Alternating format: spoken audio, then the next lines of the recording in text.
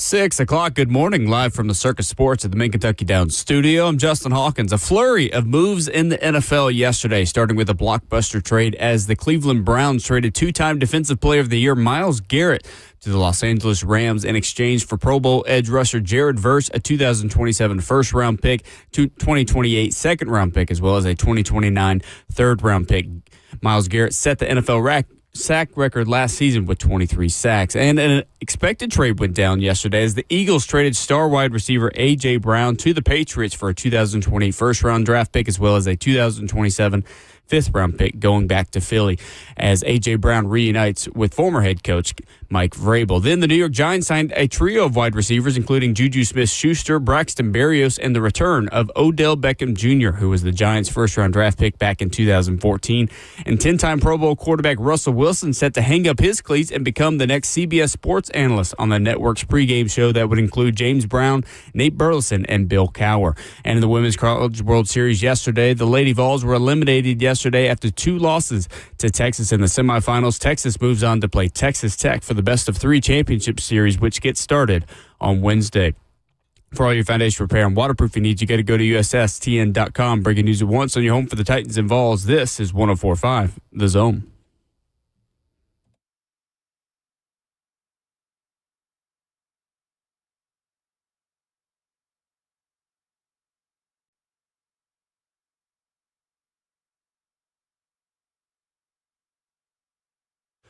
Away we go on your Tuesday morning edition of Ramon and Will from beautiful, sunny Music City, USA.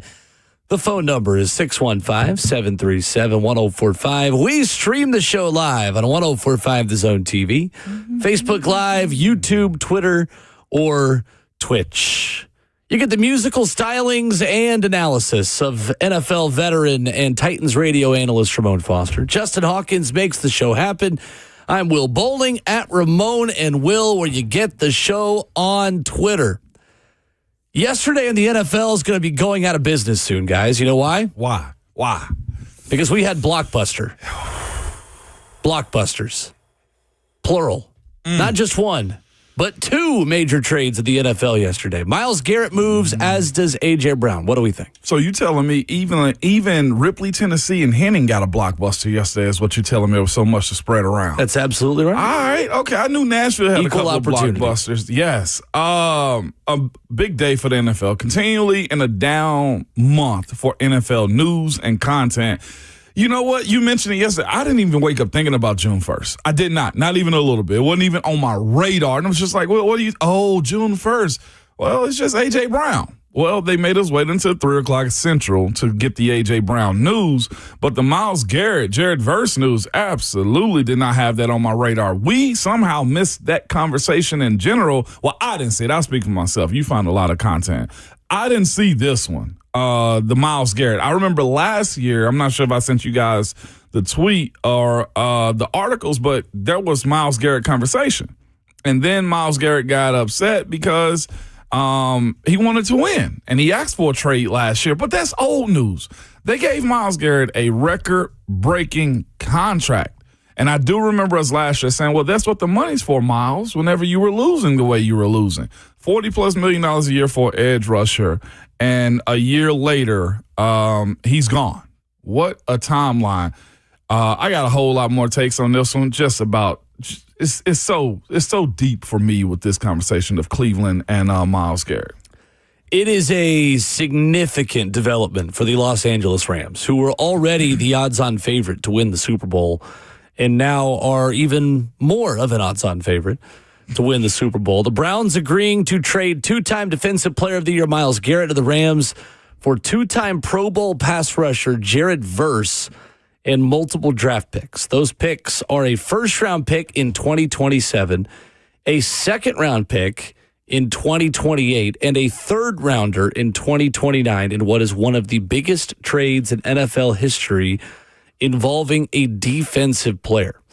So the Browns told the Rams that no deal would get done without including the 25-year-old Jared Verse, who was the Rams' 2024 first-round pick, who has had 12 sacks and 22 tackles for loss the past 2 seasons. Myles Garrett leads the NFL in sacks with 125.5 since 2017.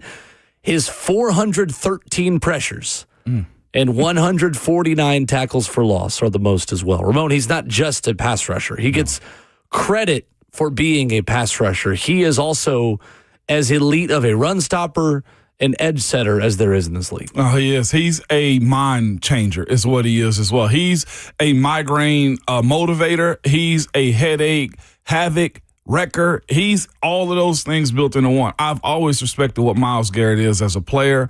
Even, I'll be honest with you, even with the Mason Rudolph situation, like I've done some dumb stuff on the football field as well. I can openly admit that. I think if you ask Blaine Bishop how much dumb stuff he's done on the football field, he'll say the exact same things too. The passion, the spirit that you play this game with takes you over sometimes. I still don't know what the full conversation is. I got a little bit of Mason version. I heard a little bit of what Myles Garrett version was. Either way, helmet came off. Old news. But Myles Garrett, man, having sat in numerous rooms for previous years, speaking about how we're going to block this demon, and that's what we called him, is something that'll really change your game plan. He's the type of player, man, that even if they lose the football game, you feel the effect of Myles Garrett. Think about that. Even they lost a lot of football games. They lost a ton of football games. Can we brag on that a little bit? No. Is he the most valuable defensive player in the NFL? This trade treated him like that yesterday. I can't think of anyone who's more valuable as a defensive player than him. Aaron Donald in current NFL. I think you look. He's not current. I know. Yeah. Well. Yeah. If I'm counting like past, previous years, then we got a bigger Donald, conversation. You're right. For sure. But sitting on the football's roster right now as a defensive player, even at 31 years old, nobody's, or 30 years old, nobody's bigger than Myles. I think Garrett. maybe the closest I could get is Pat Surtain. I mean, whoever the number one corner in the league is. Well, here's the thing: you can throw to the other side of the field. There we go. Yeah. You can avoid him. You legitimately can avoid him in some instances. Now it shrinks your game plan. Myles Garrett is in a Porsche going down I-70 in Cleveland each and every play that he lined up in Cleveland, Ohio is what I'm telling you. Like I-5. And each time he drove, clearly in Cleveland, Ohio. See, you picking up what I'm putting down. I gotcha. I'm glad you're super petty this morning with me. If you don't know. It's just the facts. He's had a few He's an honorary violations. Georgia Bulldog. Yes, God, I like the way you thinking this morning, man. God, but now NFC West gonna have to deal with that rush off the edge is what my mindset is right now. Like it is an Armageddon right now in the NFC West, and there's no other way around it with what they have. You have the reigning world champions out of that division right now. You have, of course, the San Francisco 49ers who will compete. They got, oh my gosh, just thought about this, a 2-time-a-year matchup between Trent Williams and Myles Garrett. Trent's getting up there in age. I'd hate to see him in his latter years, man, kind of take it a little bit from Myles Garrett, but I'll never deny Trent Williams whatsoever. And then you have the Rams, and I don't even need to mention the Cardinals at this point. That is that's abuse of a franchise for that matter. But Myles Garrett, in my personal opinion, besides the quarterback spot on the team, the most important, valuable player on any team currently. And specifically on the defensive side of things, I can't think of another player that's doing what he's doing. Dexter Lawrence isn't doing it. I'm thinking of the safeties around the league. There's a lot. Like Fred Warner still can't touch this. I would throw T.J. Watt out there. He's got 115 sacks in the since 2017. Since the same year, 2017, 115 sacks. He's got 36 forced fumbles. He's got. What about run stopping them? Well, this is just on ESPN, so it's harder to. Yeah, to tell. I played with TJ in the earlier parts of this battle between TJ and Myles Garrett. I think TJ did win. I think TJ jumped out the block super fast on him. I absolutely believe that. This current state of what Myles Garrett is to TJ Watt, I have to give it to. I got to give it to Myles Garrett. He's got 131. Yeah, and to be fair, he is a great run stopper as well. He's TJ, just right. Yeah, no doubt. But what Myles Garrett can do, 2 guys to 1, like the effectiveness of either one of them, yes. I think most people are going to take Myles first, then TJ. I would. Yeah. Yeah. And TJ specifically rushes off of the offensive right side as well. Myles Garrett moves everywhere. TJ is starting to do that a little bit more so. I think just because people can game plan on where he's going to be at.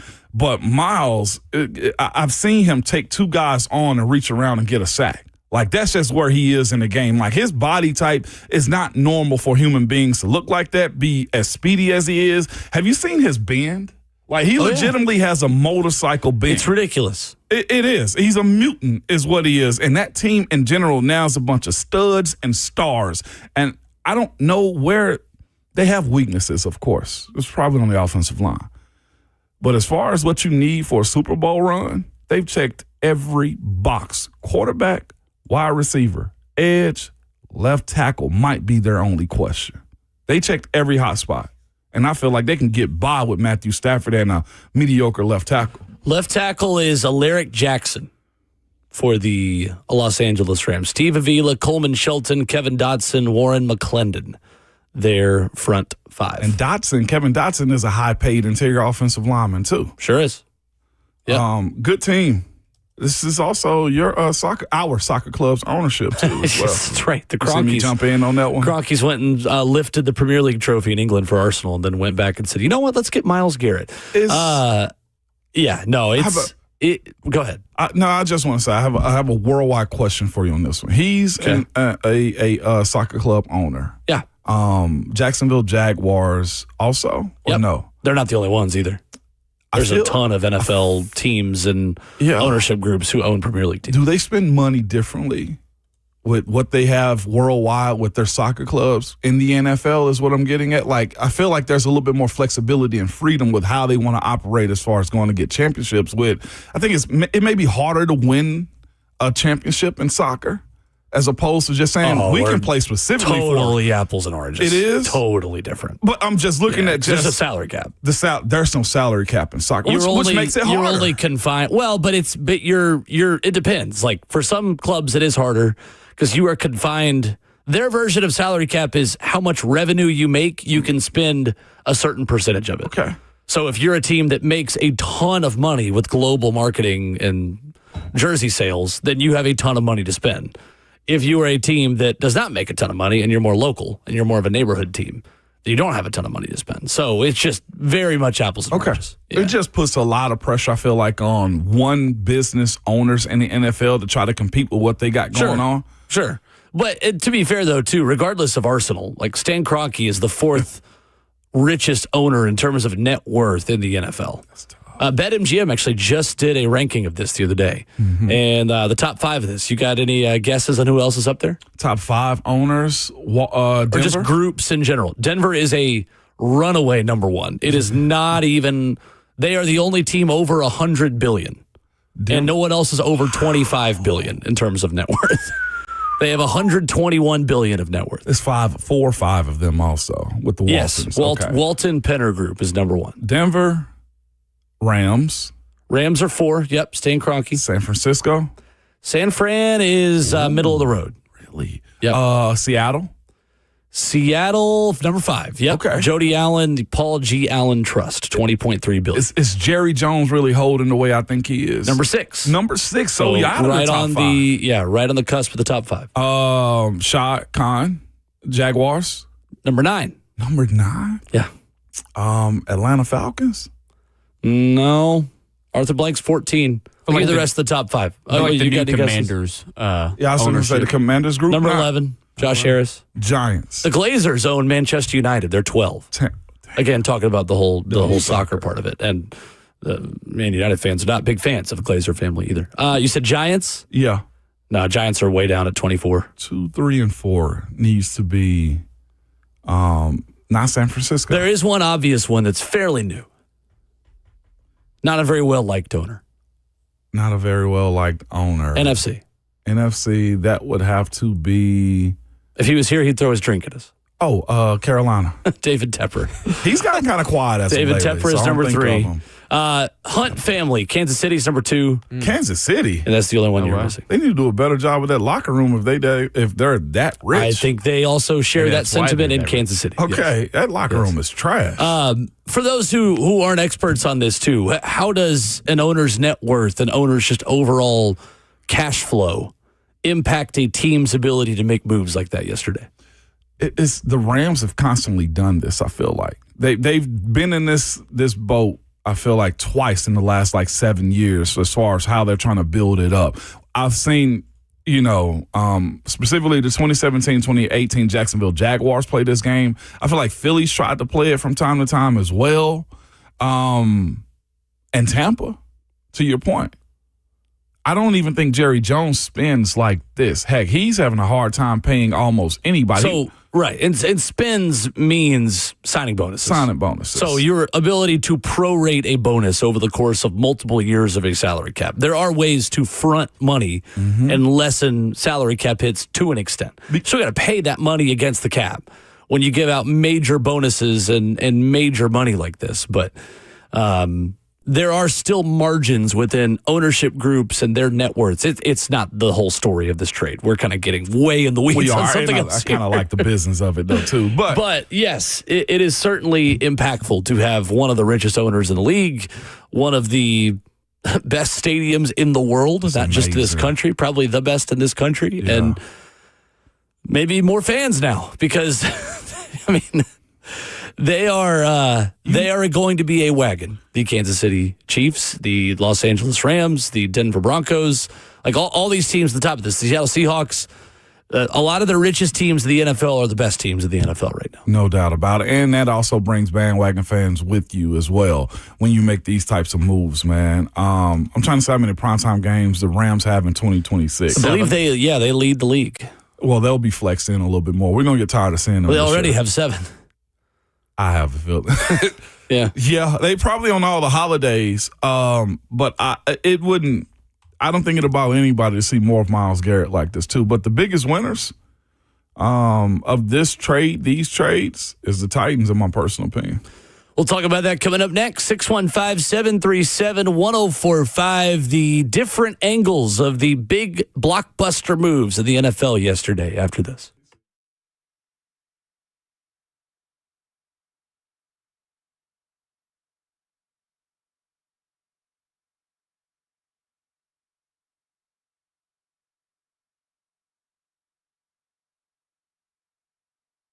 Genesis Diamonds, they take financing rates all the way down to 0. Right now, only at Genesis, you can pay nothing down to get 0 interest for 5 years on any purchase.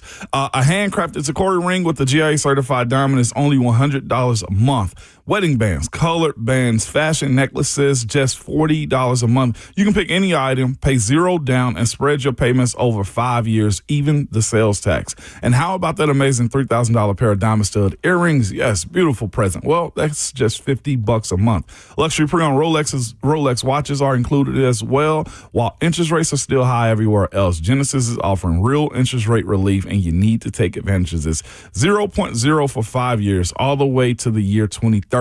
This makes everything more affordable, and it's just the smartest way to buy. Don't miss this amazing offer. All natural and lab-grown diamonds are included now through June 30th at Genesis Diamonds on approved credit. See store for details. They're located in Green Hills and Cool Springs.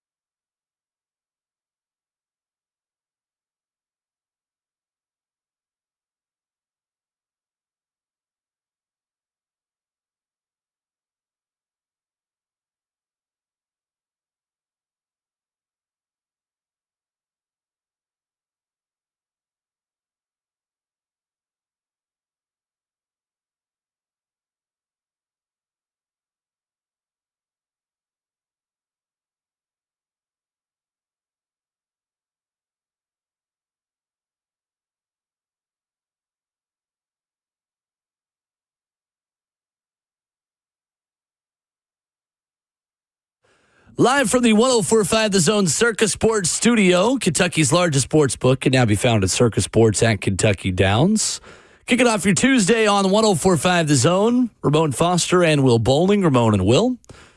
615-737-1045. How hard will it be to beat the Los Angeles Rams in 2026? Ramon Foster, are you taking the Rams or the field in the NFL in 2026? Matthew Stafford's my only hiccup. I'm taking the Rams, but Stafford's my only hiccup in this entire conversation. I saw an article mocking Ty Simpson's like, get ready to learn clipboard, buddy. I was just like, hey, you can't really count on that one, man, because teams have tried to create this time and time again. I don't think Stafford and his crew won it in year one when he got traded over to L.A. I think he did, didn't he? Did they win it in year one? I think so. Rams championship. Oh, it was, it was 21. 22. Yeah, it was 22 Super Bowl, 2021 season. Okay, well, yeah. If that's the case, yeah, give me the Rams. Like, there's no other way around it. They won that. They went February 12-5 that year. Yeah. Yeah. That's also the issue for every other team in the NFL for me. The Rams have gone through this cycle twice, giving up numerous picks for a guy like this. The Myles Garrett trade gave up what again? 1 first rounder or 2 first rounders? This trade? Yes, this trade. There's just 1 first rounder. Just 1 first round. They gave up 2 for Stafford. A 3rd round, and what's the rest of this deal, too? They gave up 2 first rounders, a 3rd round pick, and they quarterback did not give Jared up 2 Goff. first rounders. Oh, for the you said for this Stafford. One. Okay. This for Stafford, they gave up quarterback, 2. though. Yeah, it is, and Myles Garrett is just slightly below this. My point of it is, this is why I push the narrative that it's okay to be just knocking at the door, because when it's your turn to strike, and the Rams have kind of shown us this as of late, they're doing it. Same way I look at Denver trading for Waddle. They're right at the door knocking on it for a Super Bowl run. And they go trade for a wide receiver like Jalen Waddle. That's why it's okay to be good and constantly in the playoffs until it's your turn to strike. And I bring up again the point about the rest of the league has to be cautious about what the Rams are doing. This is their second cycle of giving up a premier player. They give up Jared Goff. They give up Jared Versus. They got a problem with the Jareds is what I'm getting at. That's the issue. He went to Jared? No, they sent away Jared if you're the Jared store, okay? But they're okay with living with giving up younger talent for a Super Bowl run. Yeah. And some teams protect their picks. Some teams protect their players. They're saying we want a championship each and every time. And there's going to be franchise envy behind it. I'm sure some owners are looking at this. Who allowed them to do this again? If there's anybody upset about this, it's Howie Roseman, because he's played the public game of nobody's smarter than me. And then you look and see what the Rams are doing time and time again. They're comfortable living this life. Well, because they draft well on days 2 and 3 of the NFL draft consistently. This is also true. They found Puka Nacua with the number 177 overall pick. You don't need to draft a wide receiver 1. When you draft Puka Nacua in the 5th round. Yeah. I mean, their 2023 NFL draft, starting guard and Steve Avila that they find in the 2nd round. Mm-hmm. They find a legit edge rusher in Byron Young, a solid defensive tackle in Kobe Turner, both in the 3rd round. Nice. Just in that season, they had 4 5th-round picks, including Puka Nacua. They also had Nick Hampton, Warren McClendon, and Davis Allen. I mean, they just find these guys, and they find them as undrafteds as well. Yeah. I think it was Nate Landman, the most recent one. Again, like, you're able to give up inside linebackers like Ernest Jones when you have Nate Landman just sitting around. And Omar Spates was another one, undrafted linebacker, starter. Wow. They just find these guys. Kobe Durant was a 4th-round pick for them out of South Carolina State with pick 142 in a draft in 2022 where their first pick was pick 104. Just comfortable. They just have drafted so well over the years to set themselves up in the position to make power plays like this. Yeah. You don't need your first-round picks as much when you are able to hit on your big trades, unlike Cleveland, who is trying to change that narrative a little bit and significantly find diamonds in the rough year after year. Yeah. And again, like you said, the role players is who you're speaking of. Those non-star players still make plays for them, and they have depth as well. On top of that, they got experience and knowledge as well. And not only just that, they pour into the facilities. As you mentioned, the stadium, but the facilities are some of the best around because they're supposed to be, and they treat their guys that way. I'll have to admit, you hear about these type of moves being made and how certain players get treated in these situations. They're making the West look fun. Other than the Achilles terror machine out there with the San Francisco 49ers, like the West Coast teams, in my personal opinion, are the more competitive, fun teams right now in the NFL. The West Coast, barring the taxes on what state you're in, it's cool. It's absolutely phenomenal to be on the West Coast from Seattle all the way down to L.A. at this point. And the weather's included with it, and now this fan base, they got something to go to other than go surfing at the beach. On the field, Sean McVay is one of the best coaches around. Yeah, because there's nothing to do in L.A. other than surf. Well, there's so much more to do. You can go to Malibu, you can go to Beverly Hills. You can sit in traffic. I'd much rather pay not do taxes. that. You could pay that. Yeah, there's lots to do. If you're going for entertainment, it's the hot spot right now. Miami's dropped the ball on us East Coast fans over here with allowing them to snatch back all the things that LeBron James and his group have built up. Tough.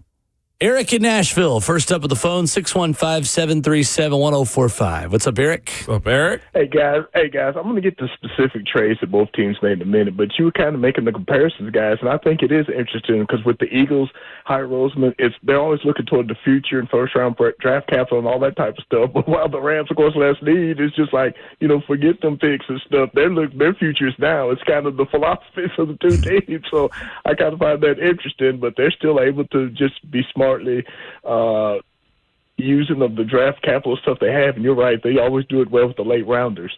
But guys, as far as both trades yesterday, first of all for the Rams, I heard interesting conversation, of course, on your show beforehand. I don't think he's going to do it, but I heard rumors talk about Aaron Donald was staying in shape and thinking about coming back out of retirement. I don't think he would do it, but it would not shock me if he did. But I'll tell you what, the Rams are definitely a favorite. And, of course, I guess it was a few weeks ago, the Rams signed Stafford to another year contract, so he seemed they could come back about it. Yeah. But although it would be interesting if he wins the Super Bowl, would he go ahead and retire? But we'll see what happens. But I do agree with you that they're the favorites, and that's a great move that they made. As far as the Eagles and trading A.J. Brown, I still go back to think about the time when he was here in Tennessee, made the comment about the media here. And then, of course, he went through all what he went through in Philadelphia. You win a Super Bowl and get to a Super Bowl, and you're still not happy. Now you're going to the Patriots. Well, good luck to you. It's reuniting, of course, with Vrabel. But you got the young quarterback with Drake May, and even though they got to a Super Bowl last year, even though they may be a better team with that schedule, I don't know if it's going to be as good. And the only way it's going to have to be is going to be happens if he gets, I guess, the catches and the yards he thinks he's going to get or whatever. He's going to be 29 later this month, and he's going to have to win the Super Bowl. And whether or not it's going to happen in New England, I don't know, guys. And they made the comment, I kind of agree with it. I think after all this said and done, whatever he winds up finishing his career with New England, I wonder if he's going to look back and probably regret this and realize that he had it better in Philadelphia than he realized. But we'll see what happens. Guys, y'all take care, and we'll talk to you soon. Appreciate it, Eric. Thank you, Eric. Appreciate the call. A lot to unpack there. It is. I appreciate Eric's recap like that, though, every single time. Before we get into the Eagles trade, you mentioned before the break that one of the biggest winners in all of this is the Tennessee Titans. Yes, why is that? It is. Because the Tennessee Titans don't have to see Myles Garrett this year with the Cleveland Browns. Nor do they have to see A.J. Brown anymore. And we don't have to waddle in mud trying to discuss A.J. coming back to Nashville, Tennessee. That's one petty storyline. We can just move on and have it be somebody else's problem. I'm with Eric a little bit on the conversation with A.J. and the moves that he wanted kind of pushed the narrative on as well. But the biggest, I guess, winner in all of this is Dan Moore, just because Myles has had his number. There's no other way around it. He had it last year. He had it all while in Pittsburgh, too. It was times in which he did shut down Myles Garrett. I would say that. But the last two times, if I'm not mistaken, Myles has kind of had his time with Dan Moore. No lie to you. I'm not bull jiving you at all. there was a stretch in which Miles wasn't eating anything off of Dan's plate. It kind of grew. You mentioned that when the Titans signed Dan. I'm telling you, he shut Myles Garrett down, like ineffective in games against Dan Moore. And here's the thing, though, too. I don't want to minimize Dan Moore in saying this at all. Dan Moore holds his own. He's a hell of an athlete. He's a heck of a left tackle. He's just got some bad stuff on tape from time to time. At that position, you're not really given grace. But I would promise y'all, you go look at his track record against Miles, maybe 1 sack every 3 games. He held his own against him, but in this era that Myles Garrett is in, he might as well be up for Defensive Player of the Year again, like back-to-back. Like, this is just where he's at in his career. He's hit his late 20s and early 30s currently, Myles Garrett, and has taken another step. And I don't know if there's anybody that can consistently block him one-on-one each and every game. And that's why I feel like if you look at it as like, Ramon, Dan's running from it, or you running from it. No, sometimes the schedule works in your favor. Ask New England about that last year. Right. The favorite, like, guys, premier players getting injured, you hate that for them. It's not your problem no more. I think the Rams are the bigger winner out of the Rams and Browns within all of this. And I'm in the minority with that opinion. That being said, this makes the Ty Simpson pick indefensible. Indefensible. You hear the storyline why? What do you mean? Why they went ahead and took Ty? I agree with you. No, I've seen all that stuff. I think it's all crap. Okay. I think it's all crap. Okay. You don't do that and then make your window about 2 years with Myles Garrett. Mm-hmm.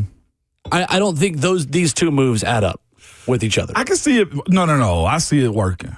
They just gave Stafford a big deal to walk away if he wins it all. And I don't know if Stafford will want to come back if they do win it. Do you expect them at this point? We just say, yes, I do. You expect them to win the Super Bowl this year? I mean, they are the heavy. So let's roll with that. They went from plus 800 to plus 600 to win the Super Bowl this season, according to DraftKings after this trade. I'm buying the Ty Simpson conversation because he's not going to be asked to play this year, not even a little bit. That's of my problem. And the development of him. That's my problem. Good franchise plan out for not just this year, but the future. The conversation around the Ty Simpson pick was they knew they were going to give up some capital this year. They had 2 first-rounders, so they might as well go ahead and get Ty Simpson now.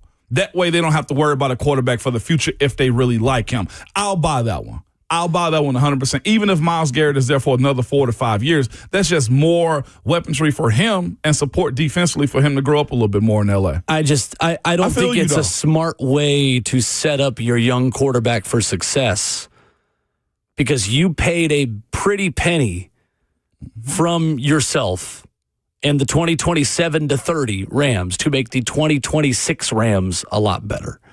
I don't think those two moves match up with each other. Seth Walder at ESPN.com yesterday gave the Browns an A for this trade and a C- was given to the Rams. A C-?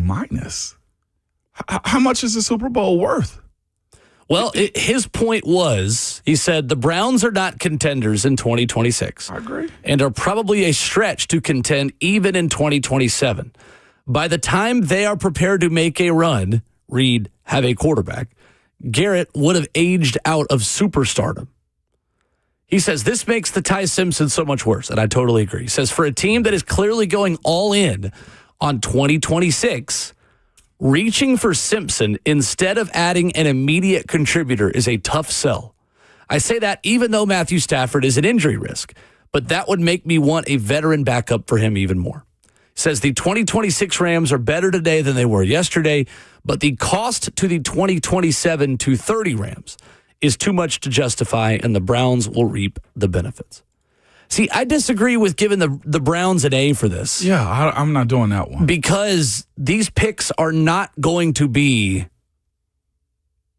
quarterback level picks for Cleveland.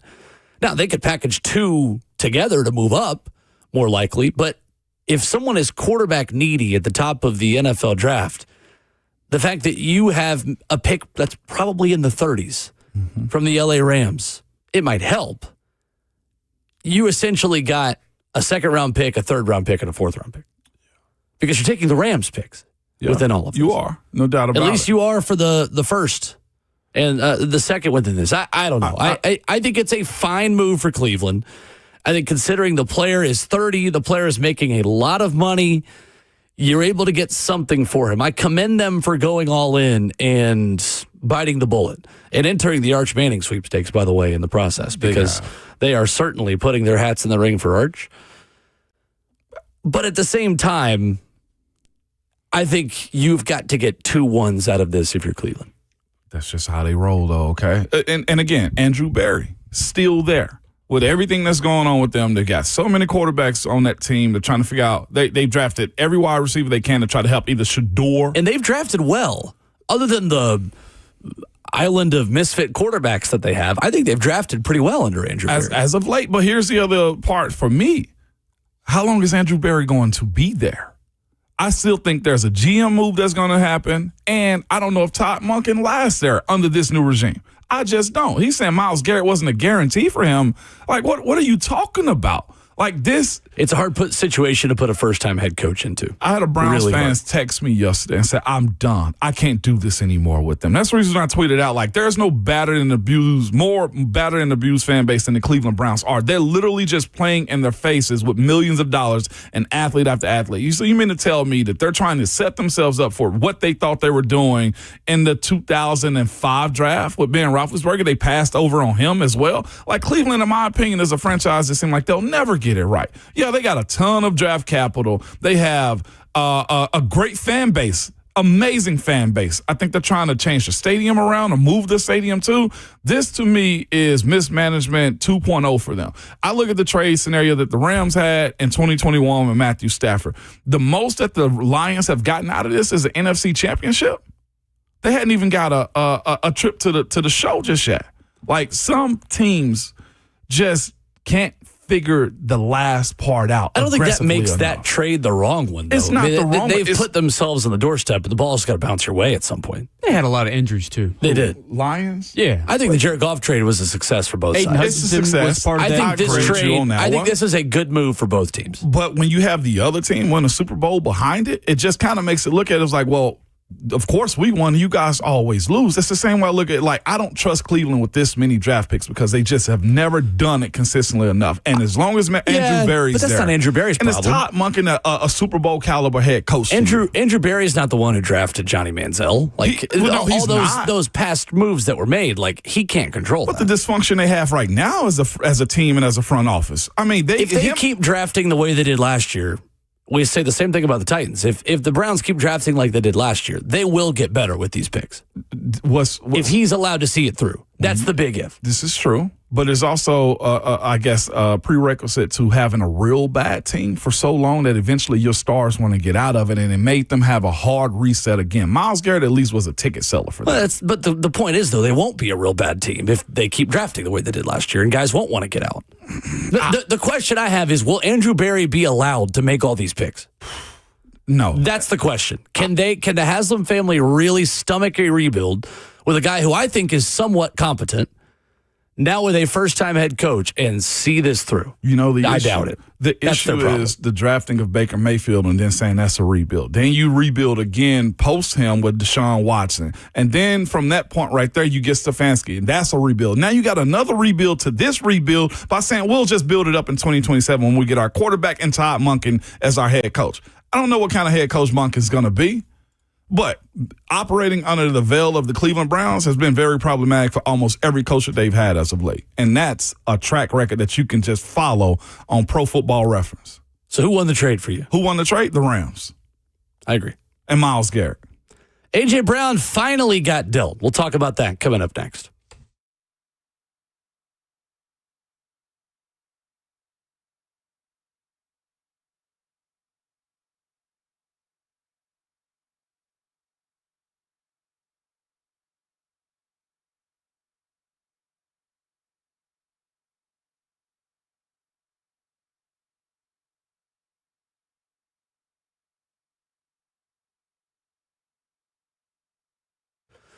What's going on? It's Will Bowling. Are you dealing with flickering lights, faulty outlets, or a circuit that won't stay on at home? Well, Lee Company has your back. Lee Company's award-winning team of electricians handle it all, from routine repairs and fixture upgrades to whole home generators, available 24/7, Keep your home efficient and safe by contacting Lee Company online at leecompany.com.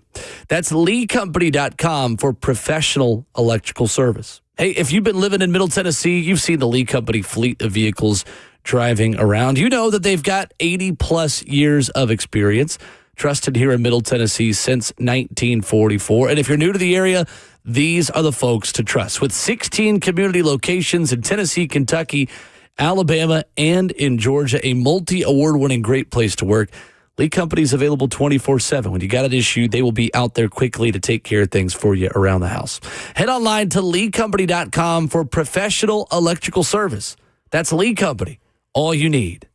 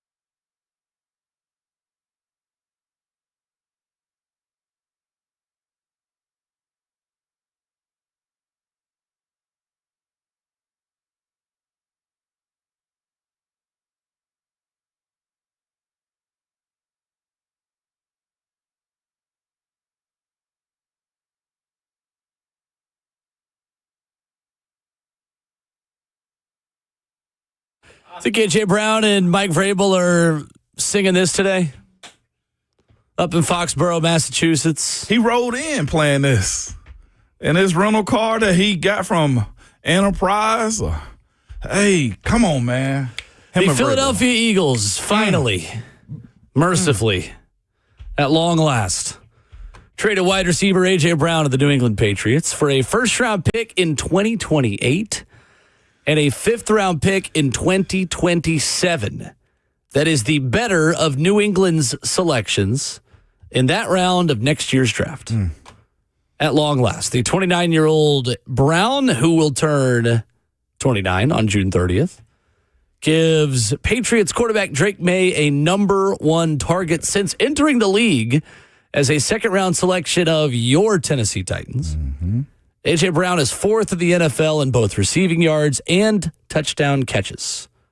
Brown and Jamar Chase are the NFL's only two players with at least 1,000 receiving yards and 7+ touchdown catches in each of the past 4 seasons. You know, I respect Howie Roseman's public negotiations over the past month to try to play the game of, but the deal's not done. And, could another team get in the mix? And is Jacksonville interested? He tried really hard to make that 2028 first a 2027 first. But at the end of the day, it feels like the framework of the deal that was set up at NFL owners' meetings is the deal that got over the line eventually between the Eagles and the Patriots. For sure. We saw it happening. AJ kind of made it super obvious the last couple of years, and his unhappiness, I guess, with what was going on in Philadelphia. He's gotten his ring. He got paid. He became a bigger superstar in Philly as well. But he and Jalen Hurts, as best friends, as good of a friends that they were at one point in time, it kind of soured on him. And if he felt that way about him, allegedly, and needed to get out and find a quarterback that was going to deliver the football, kudos to him. Again, at some point in time, after you receive all the money that you think can be generational for you and your family, the goals change. And I think that's where AJ is. He's got the ring. He's got the bread. Now it's about him solidifying himself as one of the best wide receivers the NFL has ever seen. And if he feels Drake May is a better candidate for that, you can't blame us. The only thing I would say about that, Jalen Hurts has his issues throwing the football around. He just does. He holds on to it. They have a little bit of a run style to him whenever he tucks the ball and go, even though Drake May does that too. But I feel like Drake May's a passer first in this offense, in that New England offense. And for a wide receiver, that's what they need to make themselves feel validated amongst the greats. I'm not sure what level AJ ascends to, but I'd expect when New England tweeting out WR1 with A.J. Brown next to him, he's the guy. There's no other way around it. He's going to get a high volume of picks. Stephon Diggs was the guy last year, and he's not there anymore. No, he's not. He is the Stephon Diggs replacement. Ramon, A.J. Brown is the Lane Kiffin of NFL wide receivers. What you mean? He is good at this football thing. Yeah, no one's ever going to take away from the talent, the wins that you'll get, the good moments, the fun, but there'll be an expiration date, and he will flame out in New England, just like how he flamed out in Philadelphia, and just like how he kind of had an expiration date in Tennessee as well, with the negotiation and the quiet ask for a trade. Enjoy it. Good move. Understand it for both teams. Not being overly critical of New England. I think it makes a lot of sense for Philadelphia. I think they're fortunate to get a first-round pick out of this. But there'll come a time where A.J. Brown is reading novels on the sideline. He's not practicing because his knees are hurt again.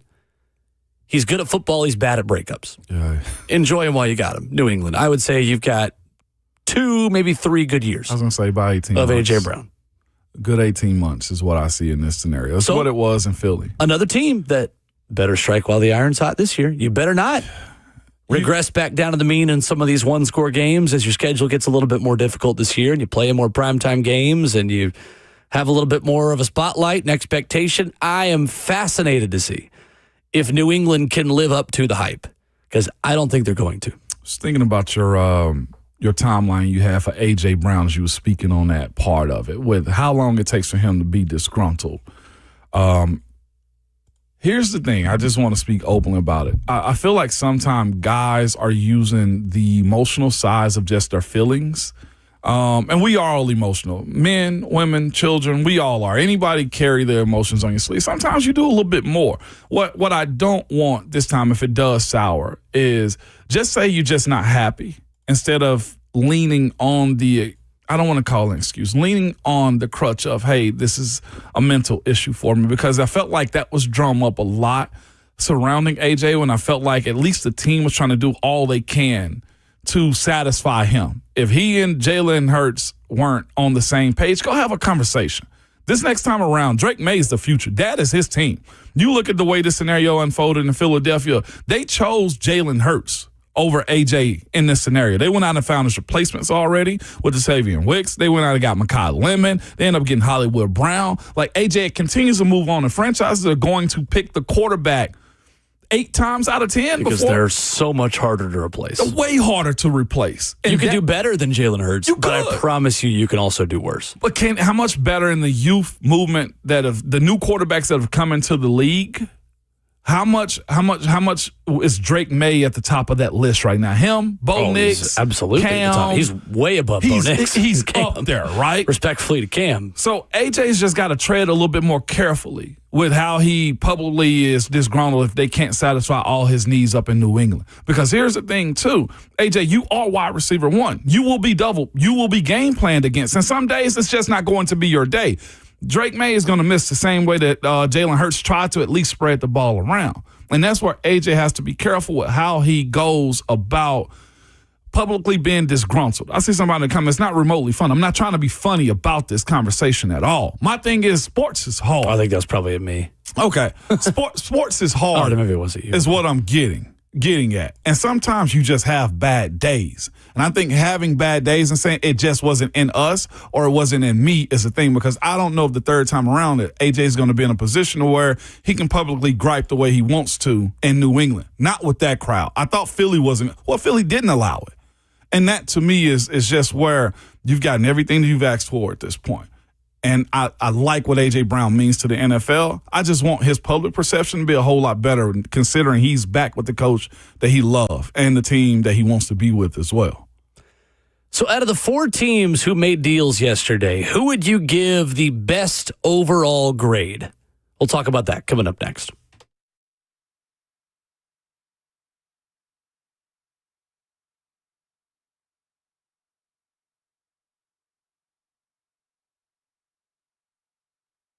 It's Ramon Foster for Hiller Cooling, heating, plumbing, and electrical. Man, letting you know, nobody likes dealing with those issues at all, whether it's your plumbing, your HVAC, or electrical. Here's the thing. It doesn't have to be a problem sometimes. If you want somebody to come over to your house to set up some low voltage, check on a breaker that you have in your closet, they will come out and service you, man. They're just good at what they do.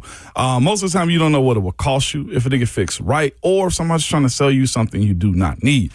When you call Hiller or reach out to them, their experts are going to solve your problems quickly, and the price you're told is the price that you will actually pay. There are 0 hidden fees or surprises on your bill.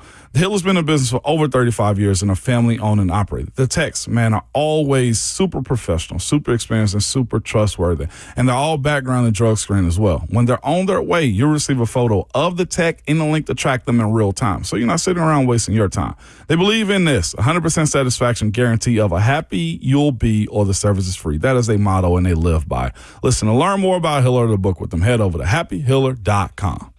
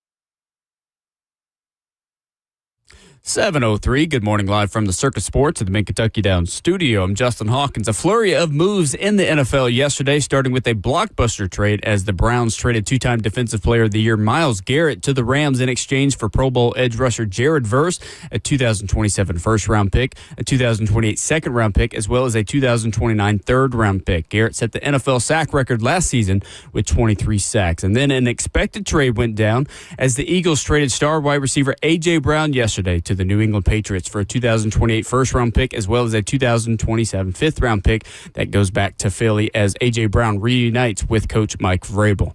Then the New York Giants, they signed a trio of wide receivers yesterday, including Juju Smith-Schuster, Braxton Berrios, and the return of Odell Beckham Jr., who was the Giants' first-round draft pick back in 2014.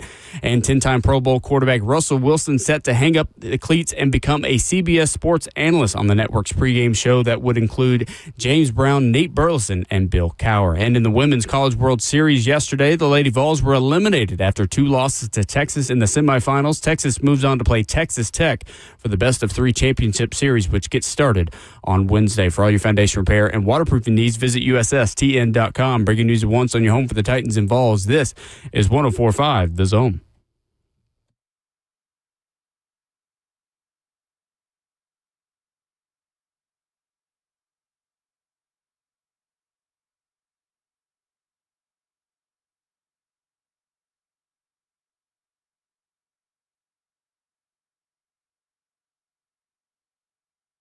Fireworks on June 1st in the NFL as Hour 2 begins on Ramon and Will. And we have two big blockbuster trades to break down. We'll talk Titans as well here in hour number 2. Austin Price at 8:20, as always, on Tuesdays. You'll hear from the quarterback of the Titans defense, Cedric Gray, as well this morning. A number of interesting things that he said to the media on Friday. Your thoughts and comments at 615-737-1045 or in the F&M Bank chat, Facebook Live, YouTube, Twitter, or Twitch. So Myles Garrett is a Ram. Jared Verse is a Brown. 3 draft picks go to Cleveland. A.J. Brown is finally a Patriot, and a pair of draft picks go back to Philadelphia, including a 2028 first-round pick. We have asked you on Twitter at Ramon and Will, who is the biggest winner out of those 4 teams? Or you could take it to anyone else in the NFL. Ramon Foster, who had the best day with the major moves that were made in the National Football League on Monday, June 1st, 2026? The Los Angeles Rams, hands down. I think in the present, no bigger winner than them right now, man. Just looking at the way that team is constructed, offensively, defensively, they got weapons at each level. They went and traded for Trey McDuffie earlier this offseason. Trent McDuffie. Trent McDuffie. Mm-hmm. Earlier this offseason, people looked at him sideways. So now they got outside coverage from Trent McDuffie, and they also got an edge rusher that they added. They already had. I thought Jared Verse was fine. I didn't think there was a thing wrong with the Braden Fisk, Jared Verse, Byron Young. That group is elite. It just is. And now you go out and trade Jared Verse away, a former rookie, a defensive rookie of the year coming out of his draft class, and a 2-time Pro Bowler with, I think, a high ceiling still in this league for Myles Garrett, the 2-time defensive player of the year. Let me ask you, you want to play a quick game real quick? Okay, I like it. We speak at the same time. And this one, we're going the opposite direction. Who's the biggest loser of this? Think about it for a second. Hawk, you want to turn your light on and involve yourself in this too? We'll say it on 3. Biggest loser yesterday in the NFL. And the counter go as far as these trades go. We'll go 1, 2, 3, and then we'll say it. Okay. We ready? Yeah. Biggest loser of yesterday's trades and transactions. 1, 2, 3. Seattle Seahawks. Deshaun Watson. Deshaun Watson? We all had it. You didn't say that. Well, I said Cleveland, but it got washed out. But behind you said Seattle, though? Yeah. Ooh. Title defense has never been more challenging when you've got to play L.A. twice. This is true. With the way they're at right now, they lost the Super Bowl MVP already. Yeah. In Kenneth Walker. It's going to be tough sledding. That's true. Tough sledding in the NFC West. Enjoy it right now is what you're saying before the season kicks off. And not that they're taking a major step backwards. No doubt. It's just their division rival and their biggest competition for the Super Bowl. They've got to see twice and is directly in their way of repeating. Imagine, us. Well, now I was about to say Sam Bradford. Imagine Sam Darnold running for Myles Garrett. There you go. Okay. There you go. I chose Deshaun Watson just based off the fact Cleveland, last year of his deal, I think if the money is supposed to be paid out, and they have zero interest, in my personal opinion, of winning. This 27 draft is set up in a way right now that teams are going to be crawling over glass to get their guys, and Arch is just one of those guys for a team that needs a quarterback as bad as they do. Todd Monken would have also been an acceptable answer for the same reason, to be honest with you. First-year head coach who now loses his best football player and best chance of being somewhat relevant this year. That's why I look at these transactions from Cleveland's perspective and say with Andrew Berry, who, and you made a great point, like Andrew Berry is facilitating these trades right now, we think. At least he's in the think tank to allow these moves to go through. So he may be around. But he'll get a third head coach he gets the opportunity to pick. That is a lot of safety right there. Like, that ain't even a golden parachute. Like, who's really picking him, though, because the Haslams are in charge in Cleveland. So he's just a holdover. Even worse position to be in my personal opinion, than if you have no say-so or little say-so. I don't know. I think there are owners who make that decision and who can make the right ones. I mean, I don't think Andrew Berry is a bad GM. I really don't. Yeah. I think he's drafted fine. He has. It's been fine. They are under the shadow of one of the worst trades in NFL history. I agree. And I think him and Kevin Stefanski were not close to numbers 1 and 2 of the biggest problems in Cleveland. So is this true on who wanted which player? Andrew Berry wanted Dylan Gabriel? I never know really what, how much of that is legit. Right? Like, who's been right?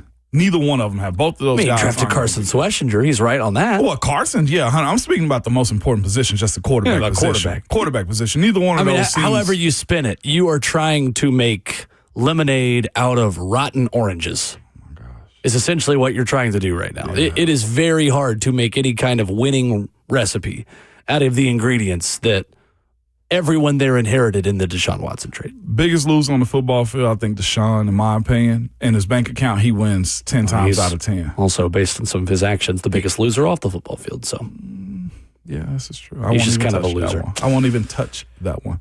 He will. There's Masseuse will. Why the Cleveland Browns, Justin? Because I think they got, for the draft compensation that they got, it's spread over 3 seasons. It's not like it's all up into 2027, 2028. It's spread up into kind of like their own rule that they wanted to have 5 drafts, in the future that you can trade for. It's almost like their rule was used against them because they have a 2027 first, which is basically an early second-round pick. Then they have a 2028 second-round pick, which is like a third-round pick, and then all the way up into 2029. So you're not even going to see these results for another couple of years. Great. That's kind of the point, I think. Yeah. But I think they can't compete right now. They have 11 draft picks next year. I don't think they want to. They have 11 draft picks in 2027. Right, but I think they're on the cusp. Like they've had the cusp of changing, like from being bad to decent. I think they've had some good draft picks that they're a couple pieces away from turning like 2 to 3 wins into 5, 6, 7 wins and just staying around that mediocre time frame. But by the time you get to 2029, you're already going to know who they are, and you're kind of too late at that point. I don't know. I just think it's a little bit for the Rams. They're kind of getting away with it because it's not always about bleep them picks because they're spreading it out. They're not just getting rid of all of 2026, 7, 8. They're spreading it out one after another year, where Cleveland's just sitting over here like, okay, well, we'll get their second round basically pick in next season, and then we'll get their 4th round basically in the next season. You're saying it's not quick enough for you. That's what I'm saying. It's too spread out. Yeah. It's not like you're getting it all at once. You're like, okay, well, I got to wait 2 years to get this pick. I got to wait 3 years to get this pick. Well, I think that's a sign that they don't feel like they're close. It feels like by their actions would disagree with you that they don't feel like they're on the cusp. Yeah, I get that. They're replacing all 5 members of their starting offensive line from last season this year. The best part about this trade for me is getting Jared Verse in return because he's an up-and-coming young edge, and now you have his 5th-year option that you can get in a couple years. That's the best part of this trade that I like because while 2027 might be a highly coveted draft selection, you're getting at the end of the draft. first round. I So hate that for who are you Jared really going to Verse. go get? I mean, there's some good edge rushers that you can get back there, but like at the same time, it's just too spread out for me. 11 picks in 2027 for the Browns. Their draft capital isn't spread out. This trade in a vacuum is. Sure. But they have a lot of picks to work with. They have 3 fourth-round picks, 2 fifths, and 2 sevenths within all of that. I agree with you in that Cleveland could have gotten more. I think Cleveland, if you change one of those picks into a first, then I think it's a perfect deal for Cleveland. I still think it's a good trade. I think this is a rare example think where it is a good both trade. moves are good deals for all 4 teams. I don't think there is a runaway winner. I also don't think there is a runaway loser. I think all these deals make sense for the teams simply because we watched A.J. Brown here. And with A.J. Brown's attitude and personality, when he's done, he's out. He's done. He's just done. I agree. You just kind of have to move on. Yeah. And the fact of the matter is, while he is a more talented receiver than what Jalen Hurts is to quarterbacks, in my opinion, he is much more replaceable than Jalen Hurts is because you could do a lot worse than Jalen Hurts at quarterback. You could. That's what AJ's going to have to figure out, though, too. I'm with you, Justin, with these negotiations. Like, both sides feel dirty and there's more that could have gotten done, then that means it's a good negotiation. Yeah. That's usually a sign of it, though, too. I agree. For as young and as talented as Jared Verse is, though, too, it could really dampen his flame, though, too.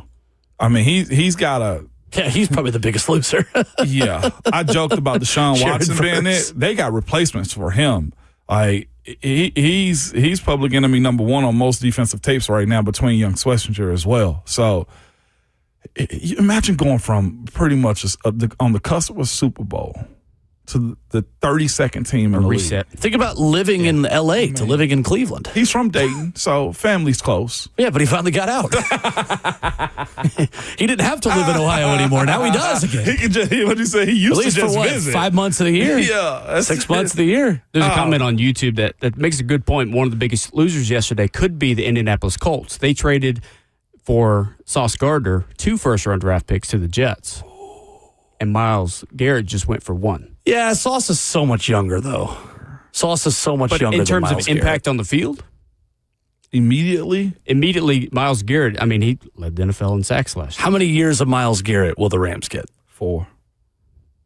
You're talking about a guy in Sauce Gardner who could be there for Another better 7. part of a decade. But he only played half That's the year why. last year due to injury. Sure, but that's Myles half a Garrett. year out of a decade. Ain't nothing but a little rehab, Hawk. Ain't nothing I'm but a not little saying he's going to rehab. be that good the whole time. That's way easier said than done. I mean, you know, I would not have done that trade if I was Indy. I'm on the record with that. Sure, but yeah, you said that. There's reasons why he's more He was expensive giving up more. in terms of trade value. Yeah.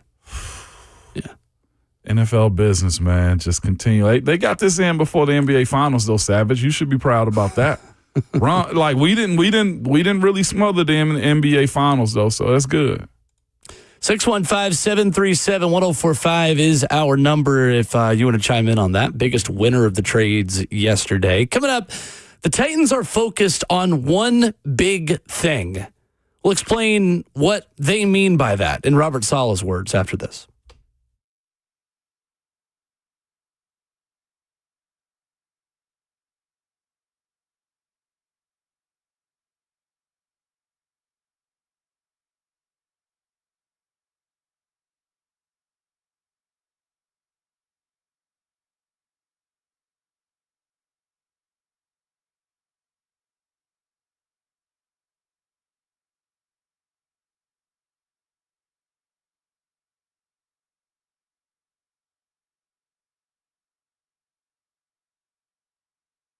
It's Ramon Foster from Medical House Calls. Good people, they are available to you 7 days a week. It's specifically healthcare designed for your life, whether it's Monday through Sunday from 7 a.m. to 8 p.m.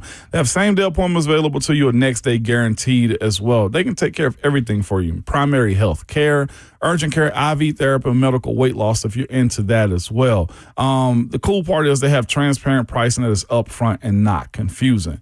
And for a flat fee, you can get an evaluation, full exam, treatment plan, and prescriptions if you need it. The at-home urgent care offers expert medical care without the waiting. Yes, they will come directly to you at a time that you set. It's on your time and at your destination. Anything from sicknesses, infections, injuries, in-home labs, testing, and so much more. They're bringing back the concierge to telemedicine, to where we know, or they know how busy everyone is, and they want to make it as easy as you can to take care of yourself. This gives you zero excuse about saying, hey, I went and got a checkup. Again, the website is medicalhousecalls.com. You can call or text them at 615-838-2375.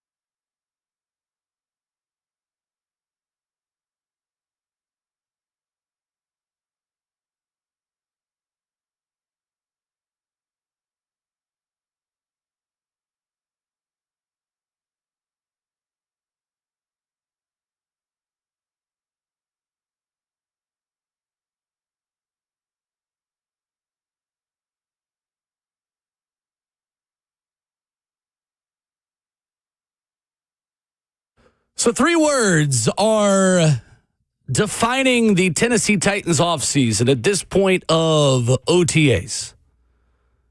Ramon and Will continues. Those aren't the 3 words. They could be. I mean, if they wanted to put Ramon and Will up on like a plaque or something, or like in the locker room, like we'd say yes. I say yes. I have no We'd problem allow with it. that. I'm trying to get my name on the plaque up in Knoxville's locker room, okay? That'd be cool. One of those little name plates where you Yeah. sponsor a locker. That'd be great. I asked him about that. I'm trying to get in on that.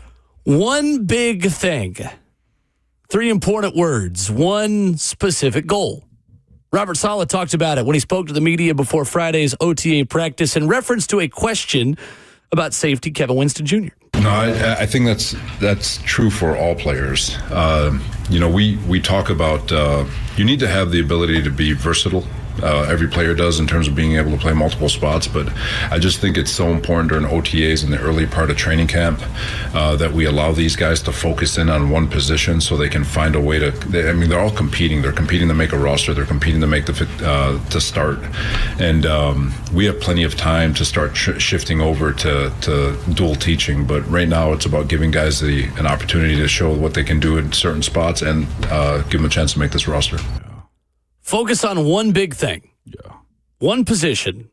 One task within that one position. That was kind of the overall sentiment from Robert Saleh Friday, Ramon, was let's not be jack of all trades and master of none in June. Do you agree with that philosophy this time of year in the NFL? Yes, 100%. It's just like if I'm trying to learn boxing, do I also want to add in, a floor routine? Like you can only be so good at one, especially at this level where guys need to be specialists at their positions.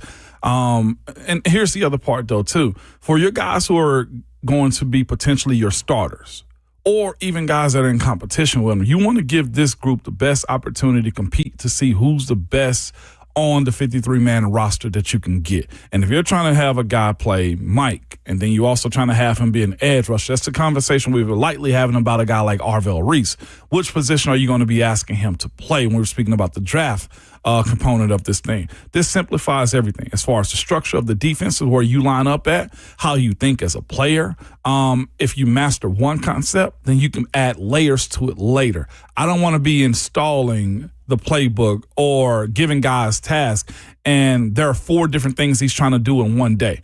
I specifically remember trying to get better at offensive line play, my pass setting. I would work on my inside step. I would step on my right foot. And that's all I focus on in that day. And I let the coaches know, hey, coach, I'm working on this today, just so you know. So if I get beat with something else, just know this is my reason why. Therefore, if once I master this, now I can add less. So it's a better way of teaching so that guys don't feel like, man, this is too much. And you know what happens when you overload guys too much? It messes up the flow of practice. If guys have to play or figure out 3 different roles on the team, it messes with the flow because that guy's thinking about what he should do and what's coming up the next period after that as well. So I like a streamline of teaching is essentially what this is.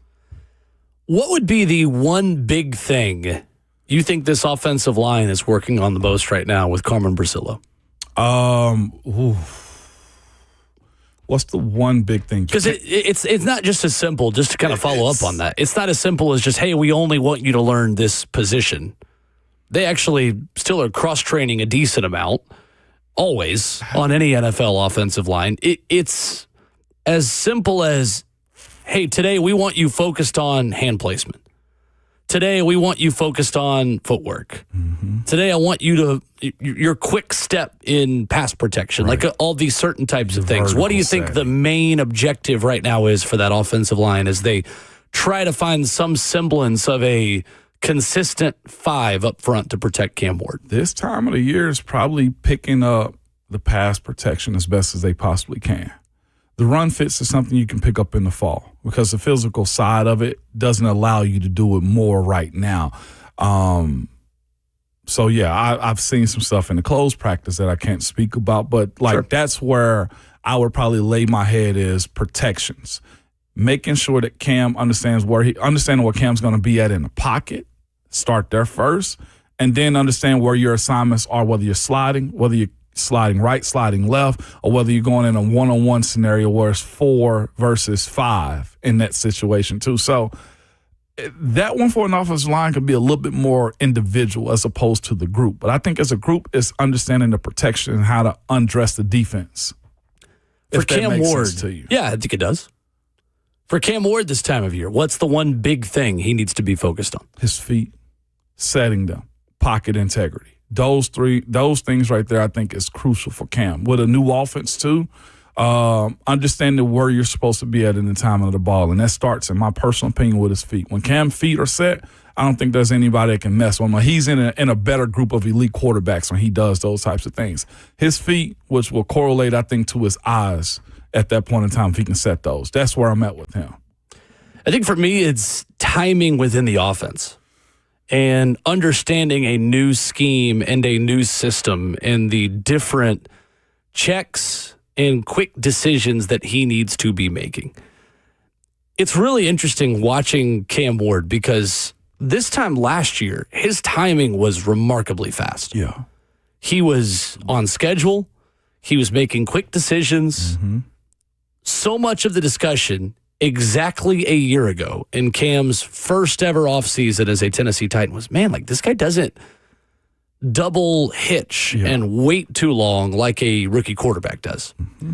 Then when pads came on and he could be hit and you saw defenses playing with an added level of physicality, his timing didn't take a step forward against the added pressure that was on him. Right.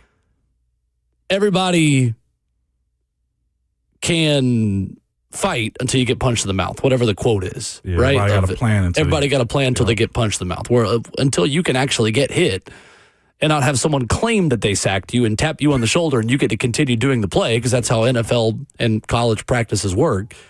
There's a different level of pressure. It's like when kickers don't have people rushing against them. There are a lot of folks, a lot of soccer players that can make 60-yard field goals, but can you do it when there's 300-pounders running after you and pressuring you, right? There's a different level of pressure that comes with that. So I think that's the thing for Cam is that right now, your timing should be pretty dang good. Nobody can hit you yet. That's true. Nobody can touch you. So laying that foundation now and swinging the bat with the donut on, metaphorically, that way once you've really got to swing and you step up to the plate and pressure is on, what do you look like within this new system? I really do like this system for Cam. You saw it, right? And I saw it with Jackson Dart. I saw it with Josh Allen. Yeah. I've seen it not just on the practice field, the one practice I've been. It would be lazy of me. It would be short-sighted to me to watch one practice and act like I'm an expert on the system. I'm taking one practice, and I'm taking Brian Daboll with the Giants and Brian Daboll with Alabama and the Patriots and all these things. Mm-hmm. What I know about the system is that Brian Daboll likes to move his quarterback around. Mm-hmm. Secondly, Brian Daboll is always just going to fit the skill set of his quarterback. And get ready to learn deep crossers. Because there are a lot of crossing routes. There are a lot of bootlegs that Brian Daboll is going to ask you to run. And I know where offense is heading in the NFL right now, where you want to put run personnel on the field and throw out of it. Yeah. And you want to have 2-3 tight ends out on the field, make it look like you're running, and then you throw out of it. Yeah. But then we also have the ability to hand it to Tony Pollard, who might be the most underrated Tennessee Titan on the entire roster. I agree with you. So all of that being said, I think the one big thing for Cam Ward is fitting the football into those crossing route windows and getting back to what he was so good at Miami. He was lethal, 10 to 20 yards down the field, over the middle of the field, hunting windows in zone coverage on crossing routes. Mm-hmm. From what I know, Ramon, correct me if I'm wrong, that's the bread and butter of what Brian Daboll's system has always been, going back to the time where he was with the New England Patriots. It's cautiously aggressive, the way I look at it. Just since we both saw the practices, like there's so many answers to where to go with the football in this offense. You can move the pocket. You can just drop back. You can hand it off. There's an RPO component to it. Oh, they're supposed to throw off to the right side that's covered up. You see there's an outlet over to the left. And, we'll do play action, go down the field. Or Cam can just straight drop back and go deep as well because he feels very confident in what we can tell so far in young Carnell Tate. Like, those are the answers that you got in all of this, and we hadn't even seen Calvin operate in it just yet, too. You know, like, he's been available to him, but it's going to be fascinating to see what version of this, to your point about Cam timing being on point, the decision-making that he's done, that he has, because his offense is going to allow him to operate quickly. And if he couple that up, Will, with his ability to be good with his feet and his eyes and his shoulders, you got something. Because the arm talent is there. There was a pass thrown to Bryce Oliver. I think you saw in Jimmy Wire's observations, too, that he did a recap on. That may have been the best throw and catch over the entire practices that we've been at so far. He threaded, I think, right over Cody Barton. If I was him, I would have given him the Dikembe Mutombo, like, finger wave, like, no, not this time you won't intercept me. You got me as a rookie. You won't get me now, because I know how high your vertical is. I'm joking, but legitimately, that slant or drag route, cross route that he threw to Bryce Oliver, Will, it may have been, an inch between his finger and the ball, and Bryce brought it in? Elite, to your point. Quickness, decision-making, and everything was aligned for it on that particular play, man. So, yeah, I roll with you on that one. If that's your one big thing for Cam, yeah, I'll do that one. Mine is the feet component of it, because when he's, I don't want to call him rattled, but when he's settled, feet cemented in the ground, any athlete for that matter, when the feet are good, you're usually in a good position. Yeah, and you can tell that's always been a major coaching point for Cam, throwing from a good base. But that's also what's made him fun, though, too, right? His ability to just move his feet and just throw across his body. But at this level, the margin for error gets smaller. And with that, you got to be a better pro. Brady, we always go to Tom Brady. Peyton Manning's in that conversation. I think that's the facet of Patrick Mahomes' game that he needs to work on a little bit more as well, instead of the eccentric, out-of-the-pocket stuff, just to sustain his career. Well, because there are times when throwing off one foot is a necessity. Yeah. And there are times where you're just trying to show off a little bit. Like, Steph Curry doesn't always have to shoot a three off one leg. He can, but that doesn't mean when he has time to set and gather and shoot that he's going to shoot a fadeaway three. Yeah. That's kind of where we're at with Cam. When he's got time to gather, step, and throw, he needs to gather, step, and throw. And that can still be quick. And that's why you work on one big thing right now. Because you make it, that's why I tell people, like, it's funny hearing people speak about players being soft, or, hey, this NBA player right here, he's trash, or, man, this is a terrible game. No, those guys are highly skilled out there on the court. Like, everybody's been training for these moments. The repetition and reps that they get from all of this makes it look easier, like it's off schedule. Well, and it's why results are secondary to the process this time of year at NFL practices.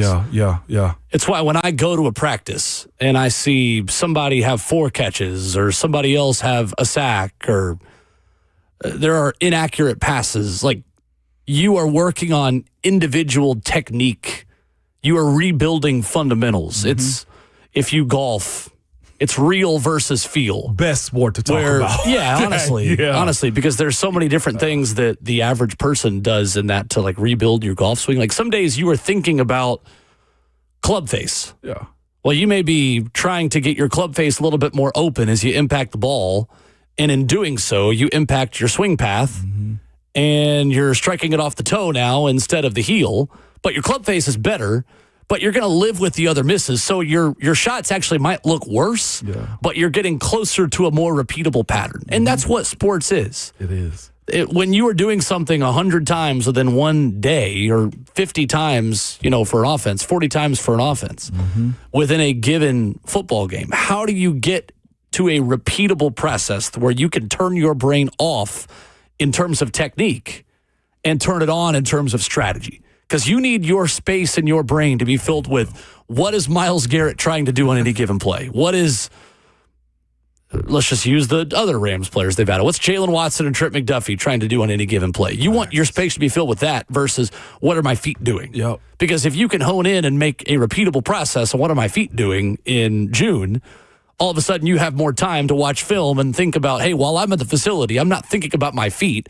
I'm thinking about Trent McDuffie's feet. I got bigger issues. And I'm thinking about the directional delivery cues, Coach Mack, that I'm giving that are tipping my hand. Like, you're thinking more what's the opponent doing to me or trying to do to beat me versus what can I do to help myself? I had a couple games like that. One versus Geno Atkins in Cincinnati. And I was thinking to myself, I went into the game not sure about the technique I was going to use. Shorter guy, I figured I'd just trap him. My point of trapping was I would grab his shoulders and pull him down. Well, with his leverage, I ended up grabbing his shoulders, trying to pull him, and he pretty much just rolled up underneath me and bull rushed me back. And I'm thinking to myself, oh my gosh, I got to fix this as fast as I possibly can.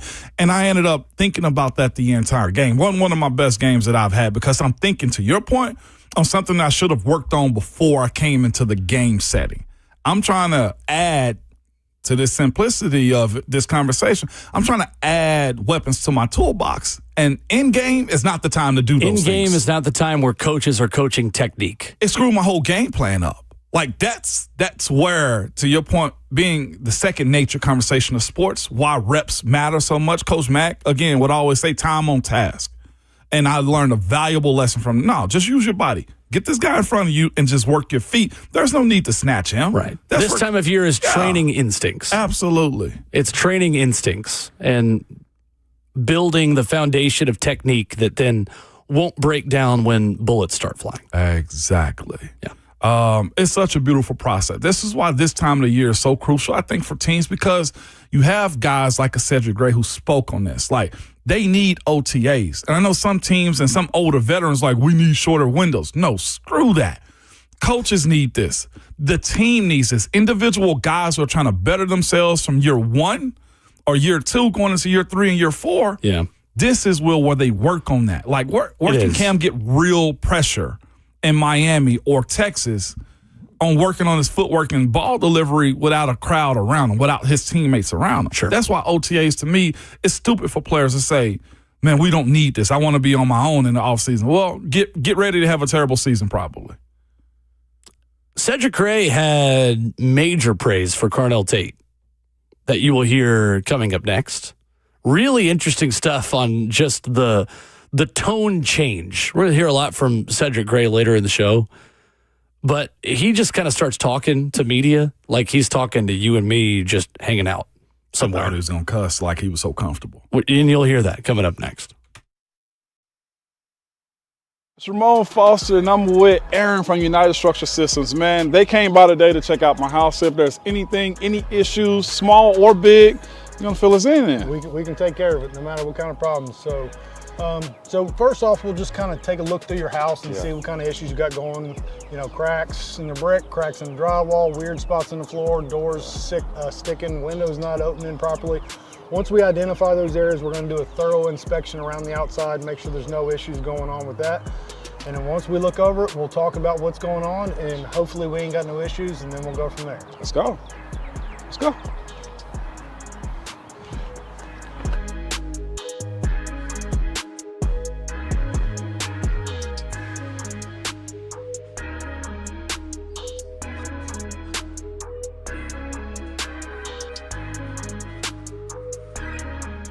Ms. Foster, so we have looked at the issues that you brought up. We had the drywall in the attic up here above your bonus or your garage. You had some doors sticking. I did. Going in your bathroom. So we've inspected all that. We don't see any major structural concerns. So you're going to be one of our lucky good news customers today. There is some minor deflection there. That's not an uncommon thing. As any house is built, it's its biggest and its strongest the day that it's born. Gotcha. Right? And from that point, it just gets older, just like us. We ain't hopping up out of bed, taking off down the hallway, running upstairs. And not protecting quarterbacks anymore. No. Opening up late. We're done. Your guard ain't there no more. Okay, so, I got you. So it just happens. It gets a little older and it starts to deflect. Now, there are some things we can do to kind of help adjust those doors, mainly adjusting in the door, which we don't necessarily do, and maybe doing some light shimming in the crawl space down there to address those sticking doors. But for now, no major issues there. We did talk about the grading in the back and some issues that we can take care of back there for you. But that's pretty much up in a nutshell. No big issues and you're good to go. So. Awesome. So again, what you deal with United Structural Systems is it's upfront, it's honest, and now I can sleep peacefully at night, okay? This is a different court, Blair. Same result, Slay. Oh, okay, Blair. See, that's Tyler Tanner. See, Tyler Tanner's in the house now. Let's see what you got. Jerry's out, Blair. Blair, come on. Okay, Blair, just come sit down. Come on, Blair, stop. You're going to get hurt. Blair, get off the court. That's enough. What's the verdict, Blair? The courtroom is where I play ball. Boy, Durham, injury law, and that ain't got no roof. The guaranteed offer is the simplest, least stressful way to sell your home. You go to our website, you fill out a quick form, we set an appointment, we bring you an all-cash offer. Literally, there's no lockbox on the front of your house, there's no showings, we pay all cash, we close in as little as 21 days, stress-free. We've helped thousands of homeowners just like you sell your home the hassle-free way with a guaranteed offer from Mark Spain Real Estate.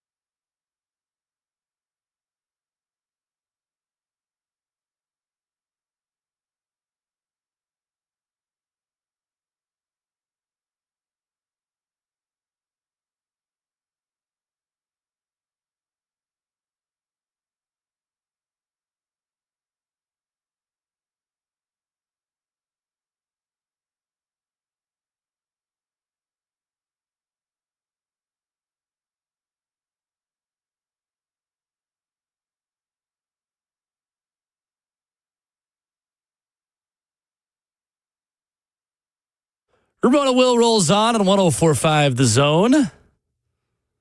Wrapping up hour number 2. Cedric Gray spoke to the media on Friday before the weekend after the Titans OTA practice. Said a lot of things about the defense, the new scheme that you will hear more of coming up in hour 4 at 9:20. Dropped a ton of nuggets that we'll just play and let him roll on. Mm-hmm. But at the very end, got very conversational talking about Carnell Tate, and I mean that in a good way. This was Titans linebacker Cedric Gray on what he told Carnell Tate after Friday's practice. Oh, no, he's true. Yeah. He's the truth. Y'all just saw it today. He had a few plays today. I actually literally just went up to him after practice today. I told him, "You cold," because for real, I'm a huge fan. I'm on the Tate bandwagon right now.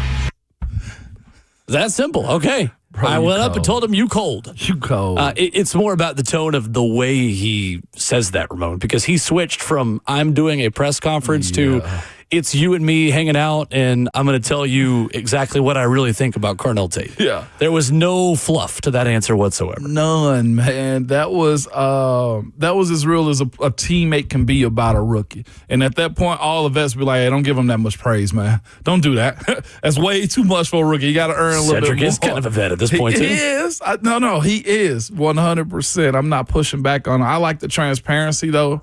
But with where this team is, I would say this. It lets you know where the wide receiver core has been at. It lets you know just the expectations now for a guy like Carnell.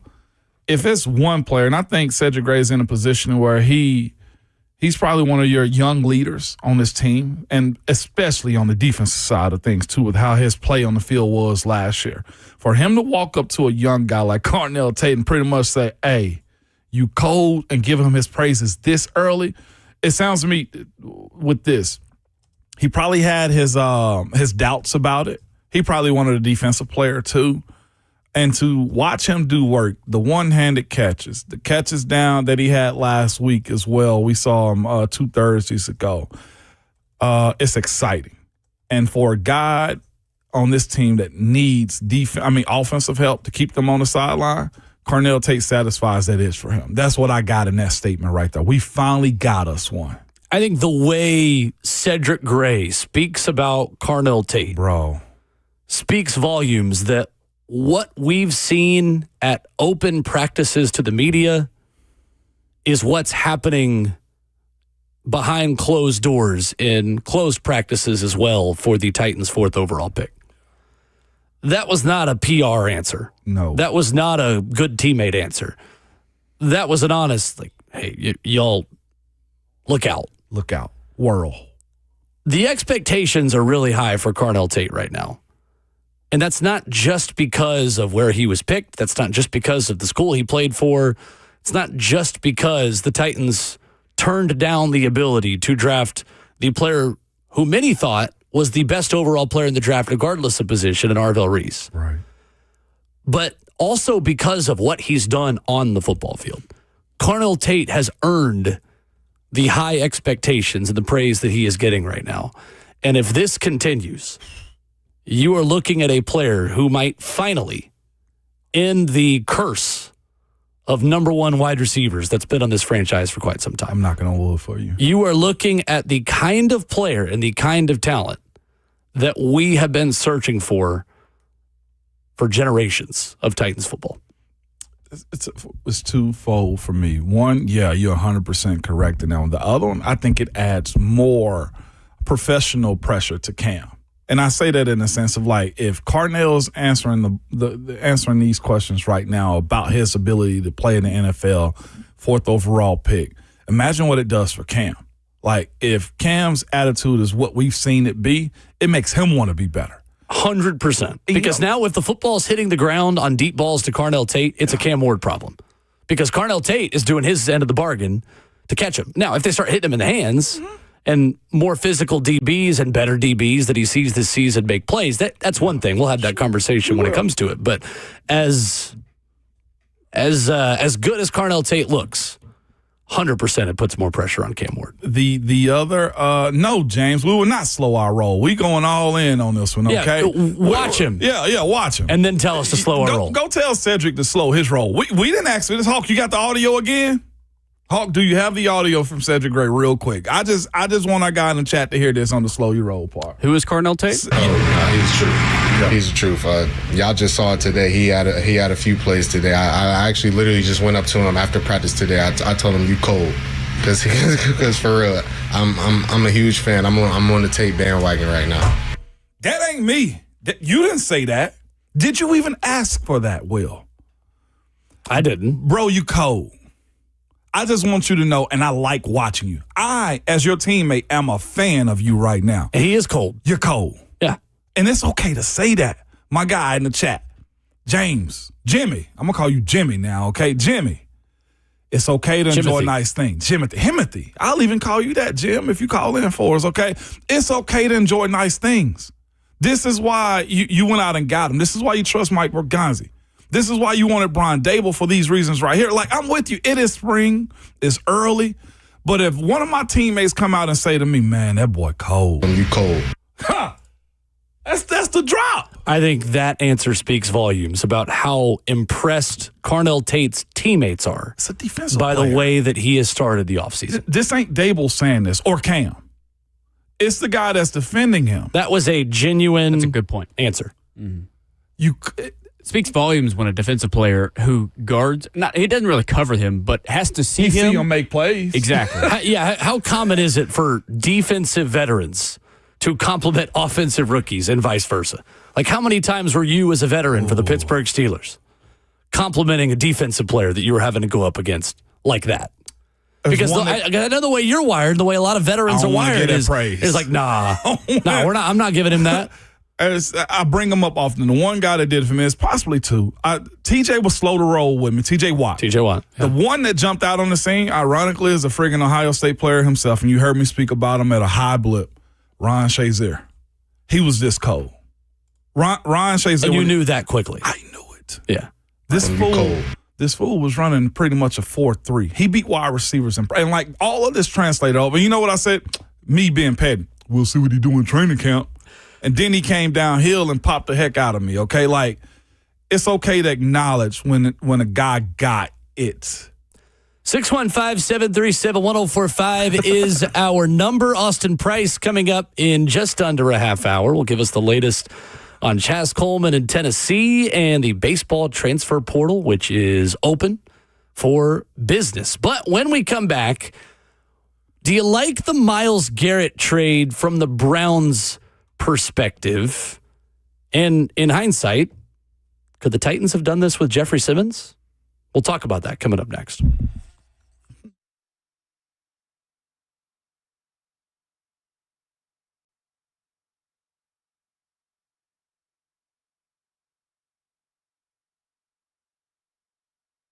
Credit card interest rates are now over 29%, and most people are only making the minimum payments, so they're getting nowhere. What's up? It's Will Bowling. Here's what many homeowners don't realize. Using the equity in your home, you could easily access hundreds of thousands in cash.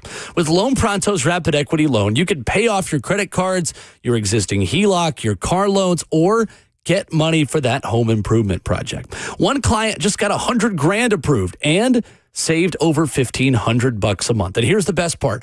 With Loan Pronto, you can do it all from your phone.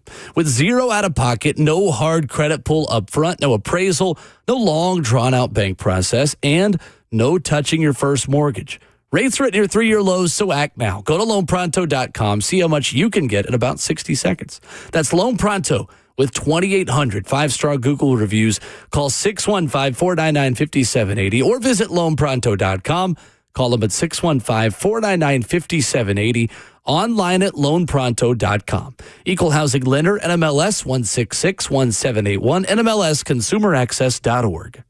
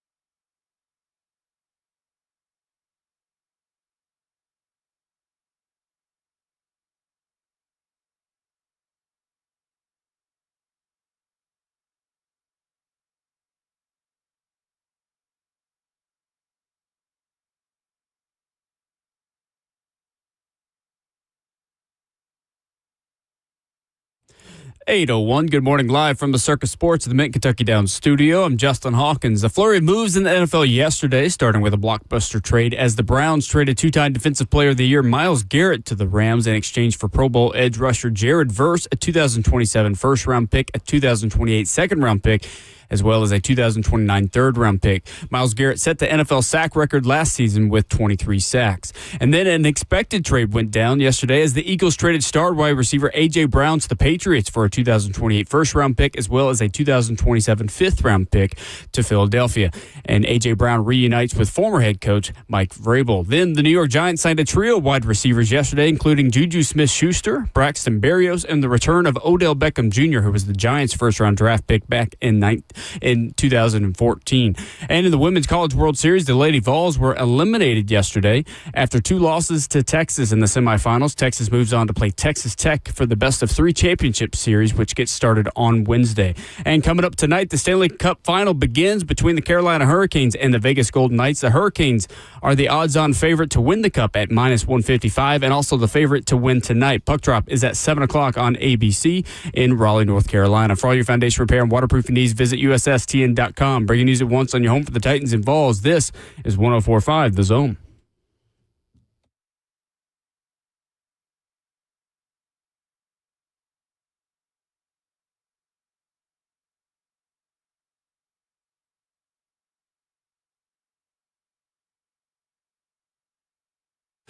So there were two big blockbuster trades in the NFL yesterday, but rewinding a year ago, should the Titans have made a similar move? Ramon Foster and Will Bowling, Justin Hawkins, our producer, 615-737-1045, the number. Two-time NFL Defensive Player of the Year Myles Garrett is a Los Angeles Ram. Two-time Pro Bowl pass rusher Jared Verse and multiple draft picks now belong to the Cleveland Browns. A first-round pick in 2027, a second-round pick in 2028, and a third-rounder in 2029. Interest sparked for Garrett after the Browns modified the contract of the seven-time Pro Bowl defensive end in March, according to ESPN, pushing back the option bonuses from the 15th day of the league year in March to 7 days before the start of the regular season, making it easier to trade him. Once Jared Verse was included within this deal, then it became a done deal. Ramon, the Titans could have done something similar and moved Jeffrey Simmons in a rebuild with a new general manager, with a second-year head coach, obviously first-year head coach in Todd Monken this time around. But if you'd given a similar price, and yes, I know that Jeffrey Simmons is going to get you a little bit less than Myles Garrett. But if you'd been able to recoup a first-round pick and change, would you have made that deal for Jeffrey Simmons last offseason? Or do you think the Titans did the right thing by holding on to him, sticking and picking, and build things back up the way that they are? In hindsight, they're at a higher floor with Jeffrey right now. I think finding a comparable edge player for Myles Garrett, younger, fits the mold. Finding an interior defensive lineman that's equal to Jeffrey Simmons, I think is a little bit of a harder task at a young age. Like Jared Verse also came in with like 2 Pro Bowls. I'm not sure if there's a young defensive tackle that fits that mold. We're talking being a similar situation. I was on that train last year because it was so bad last year. I can openly admit that. Like, it was so bad last year and the year before with Jeffrey Simmons, too, that you honestly find yourself where Myles Garrett was. The players have a voice. Myles Garrett voiced his last year and also got paid. Jeffrey Simmons never publicly voiced his, so the conversation was a little bit more muted than this one was. The floor is higher because Jeffrey's here right now. I don't think it would have been the best move for this team. I think there's a conversation to be had about it. And also, this year's draft class didn't hit the way next year is supposed to. So it's, I guess, more appealing for Cleveland to allow this one to go through. Two reasons why these situations are different, because I agree with you. Number one, Jeffrey Simmons is younger and is less disgruntled than Myles Garrett. Mm-hmm. Myles Garrett has had to stomach more losing as a member of the Cleveland Browns. I almost spit my water out. Yes, he has. Than what Jeffrey Simmons has had to have here. Jeffrey Simmons was a part of a team that still played in the AFC Championship game and is the centerpiece with which you build around. Yeah. But on the flip side of it as well, the Titans were the team who had the ability to draft Cam Ward, not the Cleveland Browns. And I think if roles were reversed, I think Jeffrey Simmons might be somewhere else. And I think that Cam Ward and Myles Garrett would both be Cleveland Browns if they had had the number 1 pick. And the Titans were the team that were sitting at 2 and trying to figure out Abdul Carter, Travis Hunter, Shador Sanders, all the other stuff that was going on. Yeah, the fact that you had the number 1 overall pick last year and you could go get your quarterback without making any other moves, and you had conviction about Cam Ward, gave you enough reason to build the defense and build the locker room around Jeffrey Simmons. So don't go comparing these two situations because Myles Garrett wanted out way more intensely than what we've ever known from Jeffrey Simmons, who's never publicly voiced any kind of reason or intention to leave. In fact, he's voiced quite the opposite, that he wants to be a Titan and wants to be here. And secondly, the Titans have their quarterback and had a pathway to go get their quarterback. Sure did. So the answer to the question is heck no. The Titans should not have moved Jeffrey Simmons last offseason. I don't care how much praise the Browns get at this point for the move that they just made. I ended up searching for this yesterday, trying to be a small J journalist, about Myles Garrett public narrative about him wanting to be out. Ian Rappaport tweeted this out last year at Rap Sheet. The date was February 3rd, 2025. You saw the letter? Of course you did. Myles Garrett goes on with all the pleasantries. The past 8 years have shaped me into the man I am today. Then it gets down to it. While I've loved calling this city my home, my desire to win and compete on the biggest stages won't allow me to be complacent. That's hilarious. The goal was never to go from Cleveland to Canton. It has always been to compete and win a Super Bowl. With that in mind, I have requested to be traded from the Cleveland Browns. It's just like he had a very public request. Signed him to be traded last offseason. It's just like the breakup that happens, right? And one side, the girl or the guy, beg each other, just give me one more chance. I promise you I've changed. I promise you. Or you got to beg somebody to come back, and just be with you. That's essentially what this turned into. It was more of the same for Myles Garrett. Yes, he goes out and get an individual accolade as far as Defensive Player of the Year, but in his letter, he said it's never been his goal to go from Columbus to Canton. Guys like him want to be at that top level at all times. That's the reason I personally was looking at Jeff's situation last year. It's just like, this is a lot of losing for a guy. Like, you get losing adds wear and tear in your body worse than winning ever will. It's just a different feel, And Myles Garrett finally spoke up a little over a year ago. He tweeted that out. I had that open letter to the Cleveland Browns to be traded. And here we are now. Do you like this trade from the Browns' perspective yesterday? First round pick in 2027, second round pick in 2028, third round pick in 2029, plus Jared Verse. I do like it, but where I always I caveat this by saying the Cleveland Browns have always been in these scenarios. They've had multiple first round picks in years past.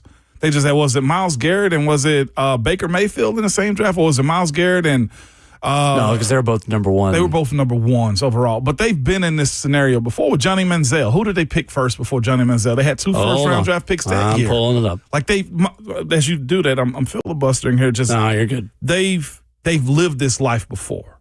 They also lived the other side of it when they gave up all that they did for not for Johnny Manziel, for Deshaun Watson. Deshaun Watson. This is the get back. This is the pendulum swinging the other direction to say, all right, now we've got to go get young, controllable contracts with the draft compensation that we gave up for Deshaun. Now we've got to get our get back. It was Baker Mayfield and Denzel Ward. And then Austin Corbett, a center, and Nick Chubb were their 2-2s. In 2017, they had 3 1s, which turned into Myles Garrett, Jabril Peppers, and David Njoku. They took Deshaun Kaiser with a second-round selection in 2017. You see what I'm saying? Like, I like this for them because but that's not Andrew Berry's problem. I know, and you said they drafted well under Andrew Berry. I think they have. How much do I believe them?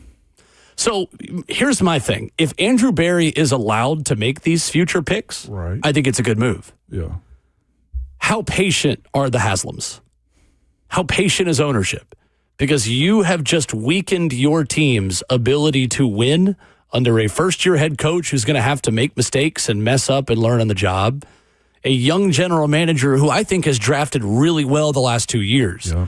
You've made it harder for them to get results on the football field. You better be okay with that and patient with it. Based on the Cleveland Browns' history, I'm not sure that's going to happen. And so if that's the case and you want to start this cycle all over again with somebody else, then I think this is a bad move because I think you should have gotten 2 wins. But the only caveat I have to this working and to this making sense is if you see the process out and you let Andrew Berry, barring another major disaster, I mean, if he has emails or, I don't know, you never know. Like, there are other reasons to get fired, but like within reason for performance on the football field, if you're willing to be patient and stomach what you have just caused, then yeah, I think this move makes a ton of sense because they weren't competing this year and they weren't going to compete next year. They need a quarterback and they need a real quarterback. They do. Deshaun Watson is there for one more season, the last dance with Deshaun Watson. I don't think Shedeur Sanders is a starting caliber quarterback in this league based on what he put on film last season, just my opinion. Mm-hmm. And I think they just have guys. I think Dylan Gabriel is a backup. I think he's Spencer Rattler. I think that's what Dylan Gabriel is. I think he's Drew Lock. I agree with you. I think he's at best like a Mac Jones type guy. But even still, I don't even think he's Mac Jones. Yeah. I think he's a career backup. He's going to turn into Tyrod Taylor at the very best. Again, you can make a good career for yourself like that, but you can't be the starting quarterback of the Cleveland Browns as that and expect to win very many football games. Just I'll add this last little part before we end up having to go to Austin, though, too, is Andrew Berry's been there since 2020. I'm looking back at his draft classes in general. Mm-hmm. It's some hits, but a lot of misses in there, too. And not a lot of first-round picks. That's also very. I mean, they didn't have a first-round pick. Yeah. They didn't have a first or second-round pick in 2022 or 2023. Yes. And the guy that they gave up those picks to get was a net negative. Or 2024. Michael Hall, the D tackle out of Ohio State, is their first pick. They just had a second-round pick that year. Yeah, they had a second round, a third, a 5, a 6, and 2 7s. They've been working. This is in his era, Andrew Berry's. This is his first time being equipped with this many draft picks. Now, he hit on Mason Graham the last couple of years. Carson Schlesinger, Quinshon Judkins look like he's going to be a hit. Harold Fannin. This is pushing in the right direction. And now you also got to look at where are they at as far as head coach? Do they truly believe in Todd Monken? Maybe I'm minimizing Monken too much. I'll ask Robert Walsh when he come in, tell me more about Todd Monken as a coach, and do you think he's capable? Because I genuinely do look at these situations and say, you're a better soldier than you are general. So I think he's capable. But I also have no clue. I have no confidence in that because he's never been a head coach, and he spent a lot of his career as an offensive coordinator in college, not just in the NFL. It's not a knock on Todd Monken. It's just I don't know what Todd Monken is as a head coach. I don't know either. And that's a difficult situation to throw in to a total rebuild. And someone who's also not this young, forward-thinking, tight jeans offensive coordinator. So real quick. Yeah. Over a 3-year span, remember Chad Brinker said he wanted 12 picks in the top 100 for the Tennessee Titans in a perfect world, and 30 total picks. Mm-hmm. From 2022 to 2024, how many picks do you think the Browns had in the top 100? 2023 to 24? Oh, okay, more than that. Well, they didn't have a first-round pick, like you said. It's a lot more than 2. Yeah, in the top 100, though, Hawk. I would go... Let's go 6. 8? 7. Split. They were 54, 85, 74, 98, 68, 78, and 99. Who those? I have to go back and look. I'll tell you, Michael Hall, Zach Zinter, Cedric Tillman, Siaki Ika? I don't want to say his name. Martin Emerson, Alex Wright, David Bell. Those are all their top 100 picks for 3 straight seasons. In the last 2 years, they have more top 100 picks than that. And 3 firsts. They have, in the last 2 years, made 10 top 100 picks. Spencer Fano, Casey Concepcion, Denzel Boston, Emmanuel McNeil Warren, Austin Barber this year. Last year, they crushed it. Yeah, they did. They went 4 out of 5 here. Mason Graham, Carson Swessinger, Quinshawn Judkins, Harold Fannin, Dylan Gabriel. They could have kept the Gabriel one. 4 out of 5 A-bet. Yeah. Coming up next, Austin Price joins us, the latest out of Knoxville, with one of our VaultQuest insiders after this.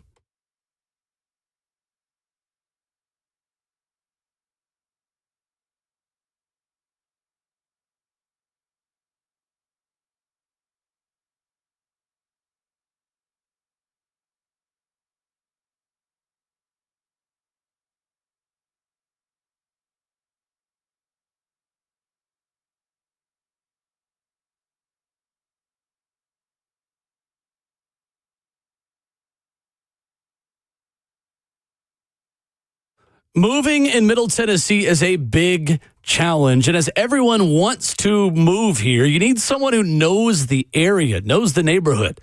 You can't rely on that national agent that doesn't know you, your neighborhood, doesn't know or care about your goals. You need an agent with proven experience here in Middle Tennessee. You need my good friend, Bernie Gallerani of Bernie Gallerani Real Estate. Hey, it's Will Bowling. Bernie Gallerani guarantees to sell your home in 30 days or less, or he'll buy it. That's how confident he is in knowing this market, knowing what the fair price is for your home and getting you results, taking care of the little things. There's no risk to you. Bernie Gallerani will let you out of the contract at any time. He is the real estate agent with the 30-day guarantee to sell your home. If you think you might be interested, and you should be if you're moving, call him at 615-428-2644 or head online to BernieGallerani.com to learn more. That's 615-428-2644. Get the peace of mind and the guaranteed 30-day sale with Bernie Gallerani. Online at BernieGallerani.com.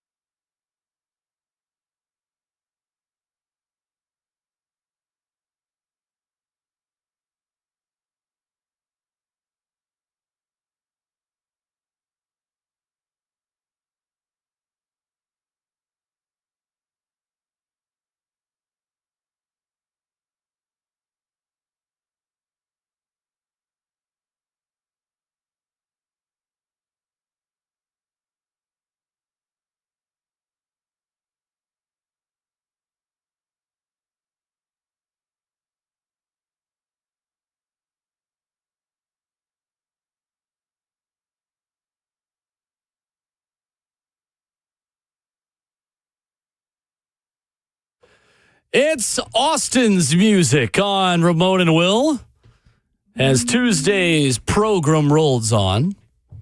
Ramon Foster and Will Boulding, pleased to be joined by Austin Price of VolQuest and On3. Austin, I waited it out for the 2 hours yesterday before the 4-team playoff to get the final 2 spots in the last 8 of the NCAA Golf Championships. I was heartbroken for Tennessee Golf yesterday. We're going to talk football, but I was heartbroken for how long Tennessee Golf had to wait yesterday. Good morning. Yeah, it's part of it. Good morning. When you finish early and you kind of get sitting there on that clubhouse number. Yeah. And then the nerves kick in, right? I mean, you saw a lot of nerves from a few different golfers. I hate it for Josh Hill. He's a senior.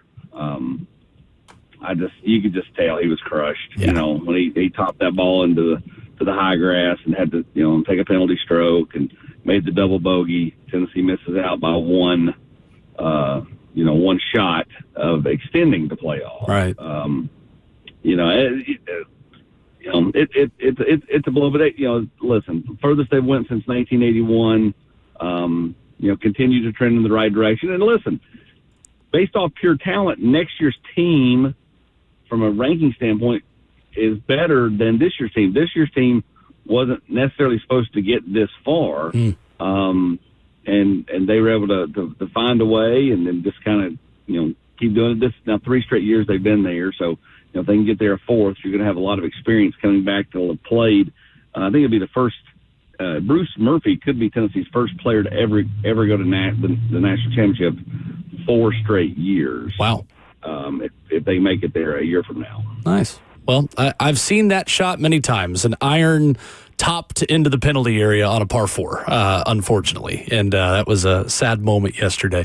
Austin, looking at the football side of things, and obviously the big story that you have reported on at volquest.com over the last week. What is the latest on Chaz Coleman's status with Tennessee football as we sit here this morning? He's still in the program.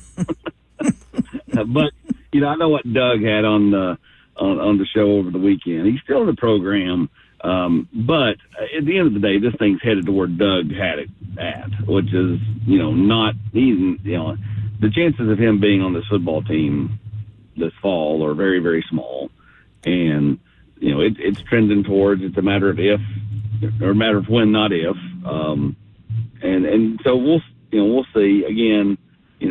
He's still not been in there in the weight room or anything. He's met with Derek Owings, and both sides are kind of going through the motions and dotting I's and checking boxes and all that stuff. And again, I just don't think it's going to be a marriage that lasts much longer. But technically, he's still part of the program. Excuse me. We jump Austin Price of VolQuest on 3 this morning. Austin, with his situation, Chaz Coleman, we're speaking about, how challenging is the pathway towards him playing at all this fall, in your opinion? Is there a challenge? Listen, if Chaz woke up today and said, you know what, I'm going to give it a shot, I'm going to go and I want to do all the things I need to do, he'd have to overcome some challenges in terms of you can't just roll back in having missed, the last couple of months and everything would be okay. But, you could get there. The problem is it just doesn't seem like that's going to be how he feels and how it happens. So, to me, again, it would be an extreme long shot if he's suiting up for Tennessee the first part of September.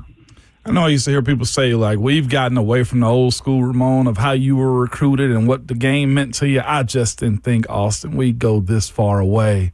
But with that being said, there's always a new recruit, man, and this one is DGG, man. How big of a weekend is it for Tennessee with him, man? What's the latest as he enter this upcoming weekend with his official visit?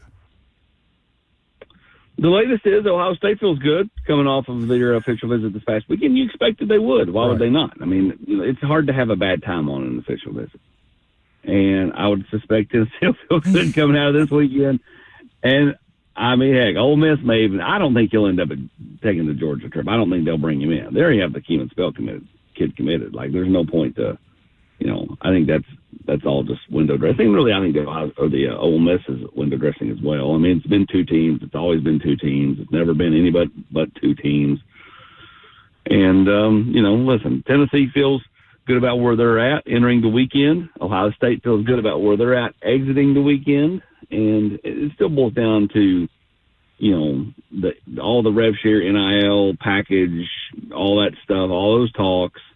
And then it gets back down to where I think they'll all be kind of similar. And then it gets back down to, how does he feel like both will develop him, his relationships at both, his friends at both, how he feels at both, all that stuff. So, I mean, like, this is something where I do not believe DGG has decided one way or the other. I don't believe he'll have decided when he leaves here this weekend.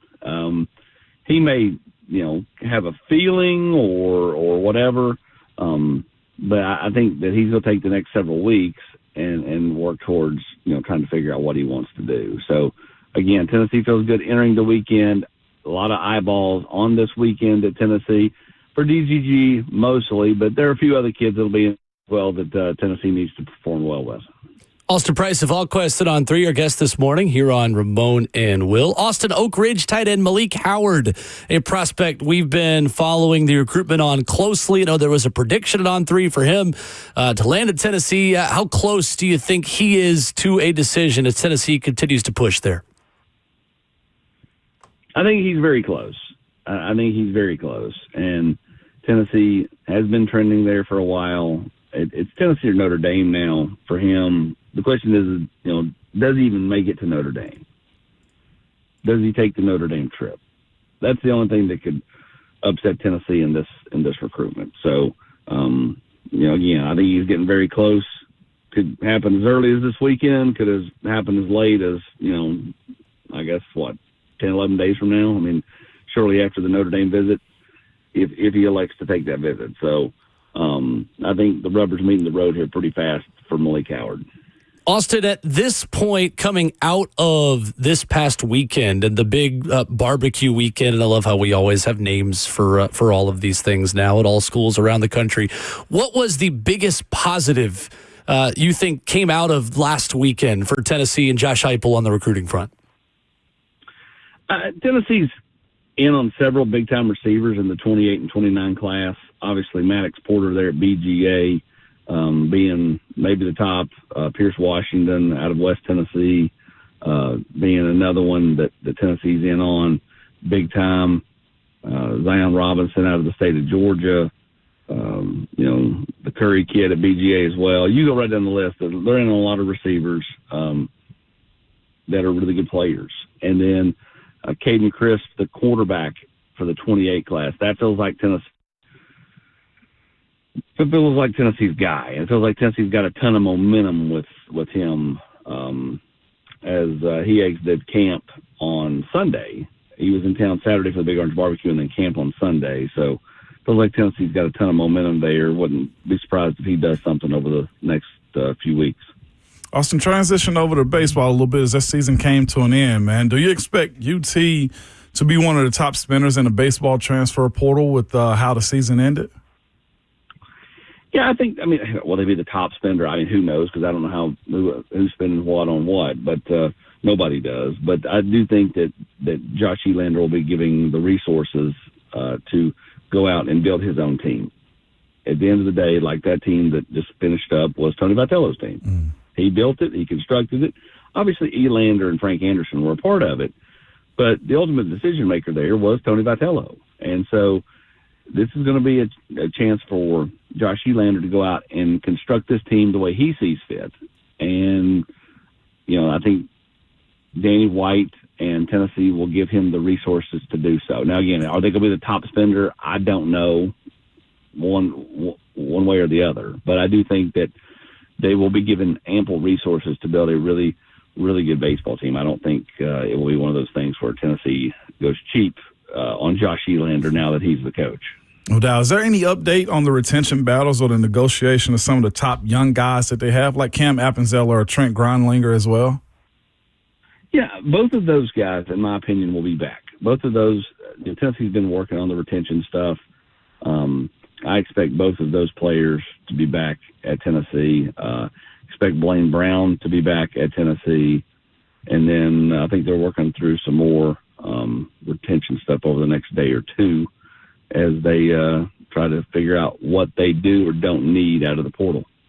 Austin, where do you think Tennessee's biggest needs are? Where do you see them, for lack of a better term, swinging for the fences in the transfer portal as it opens up? They've got to get pitching. They did not. They had no depth, or at least no depth that they had confidence in with the pitching staff this year. So I think that's to me number one. And then it goes back to get guys that can mash, get guys that can hit. Yeah, I love the Jared Dickeys, because Jared Dickey could hit you 12 or 13 home runs, but man, he was a double machine, and he was a contact hitter. He was a professional hitter. And you need a few of those guys. And you need that. You look at Andrew Fisher. The guy could just hit.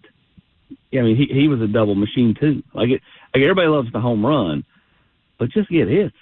Just get hits. Mm-hmm. And that's you're going to sprinkle in some home runs with Lindsey Nelson not being the biggest park out there. So, find you some professional hitters. I think that'd go a long way too. It doesn't have to be guys that can smash. In a perfect world, you'd find a nice kind of combo of those type players. Austin Price, always a home run. Tuesdays here on Ramon and Will at Austin Priceless. VolQuest.com, a must-have subscription for Vols fans as we hit portal season for baseball and hit the summer, as it's kind of crazy. All the other sports are done. Typically, we've got baseball still going. But, Austin, we appreciate the time as always. Thank you so much. Appreciate it, Austin. Hey, just remember this. The last athletic event was the golf team last night in Nike. That's right. Wow. Yeah, when is the rollout, Austin, with the Adidas stuff again?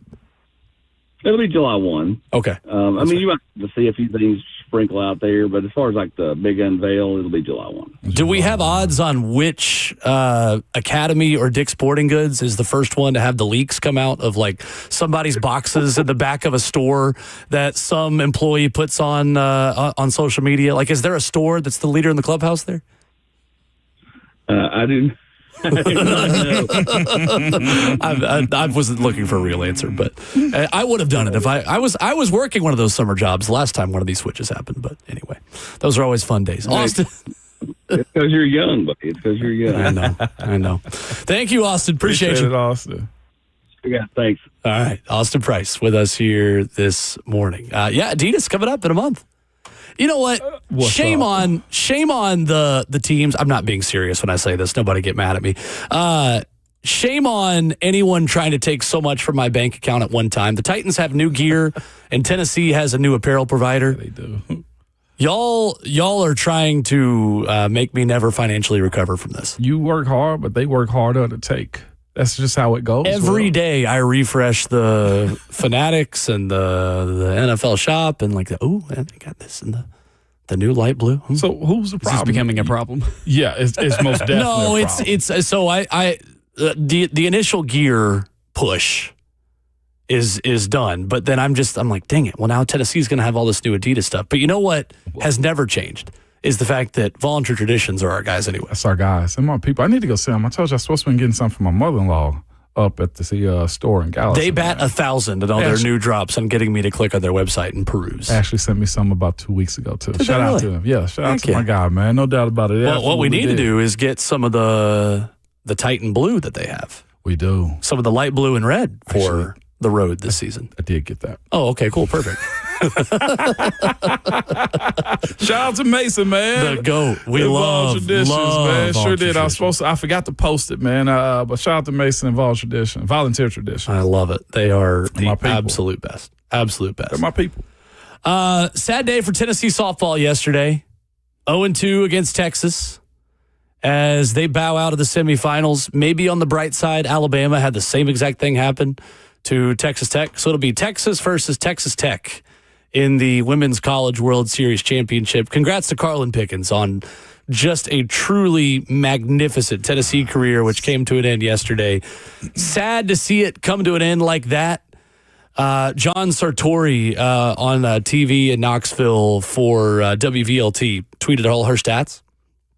4-time regional champ, 3 Women's College World Series appearances, 7th all-time in Tennessee history with 144 appearances, 94 starts, 71 wins, 6th all-time, 1.7 ERA, 5th all-time, which that's incredible. That's 5th.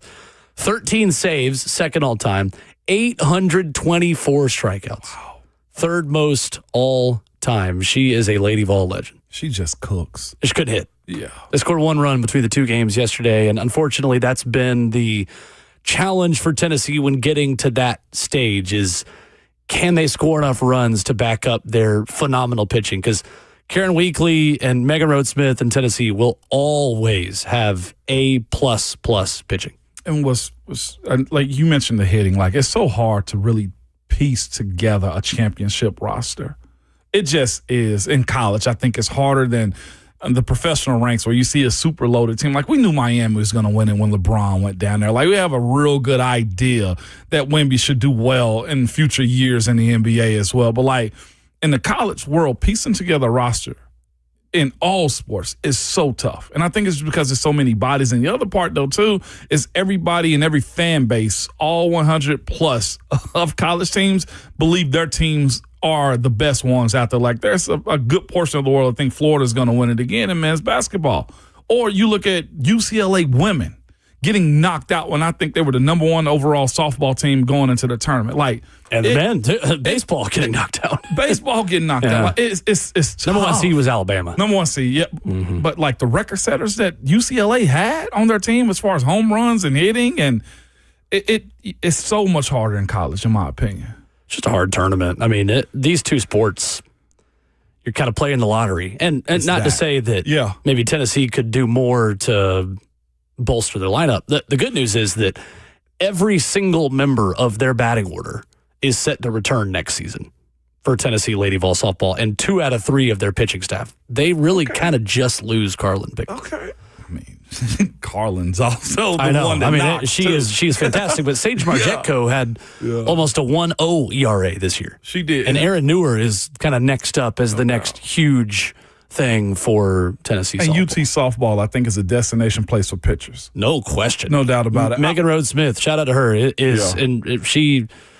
Karen Weekly's talked about it in the production meeting I had with Karen Weekly this year before the series I called. She was like, well, no, I didn't mean it like that. But just to give insight, like she talked about it. Like, now Megan deserves way more credit nationally, and she doesn't want it, but she deserves way more credit for what she does for those pitchers. And they'll be back. I saw some people yesterday saying stuff like, we need to have a conversation about Karen Weekly in charge of Tennessee softball.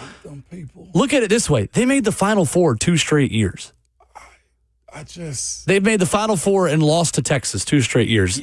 99.999% of programs would do anything to have that level of success. Pretty much everyone not named Oklahoma would do anything to have that level of success year over year. You know what kind of conversation I want to have with those people? Hey, just flip the burgers over, okay, and put the bag in the fry. Put the fries in the bag. Like, what are we doing? What are we Like, you cooked my steak a little bit too far. Worry about that, okay, instead of worrying about Karen Weekly, who just made it to essentially the Final Four in women's softball. Like, what are we doing? Not women's softball, just softball. What? I hate those types. Sir, put the fries in a bag and let me get some of the malt vinegar and some ketchup. Thank you. Here's your tip. As a tweet, word for word. There needs to be a conversation regarding Karen Weekly as head coach of Tennessee softball. Yeah, here's the conversation. She is one of the all-time greats. End of conversation. Ain't nothing else that needs to be said. If you're trying to run off Karen Weekly, then I got nothing for you. We're such a microwave I'm going to be totally society. honest. The Tennessee batting order this year, the one from yesterday, junior, sophomore, freshman, junior, freshman. Should be back with better. They will absolutely be back. And I'd expect her to have a heck of a pitcher. And probably a heck of a transfer portal addition, too, to come in because look that up. Tennessee NIL cares about women's sports in the elite level of college athletics. So for sure. Unfortunate, but fun to watch that team. They were great all year. 615-737-1045 is our number. Within all of the chaos about Myles Garrett yesterday, Todd Monken made an interesting statement about Brendan Sorsby that you will hear coming up next.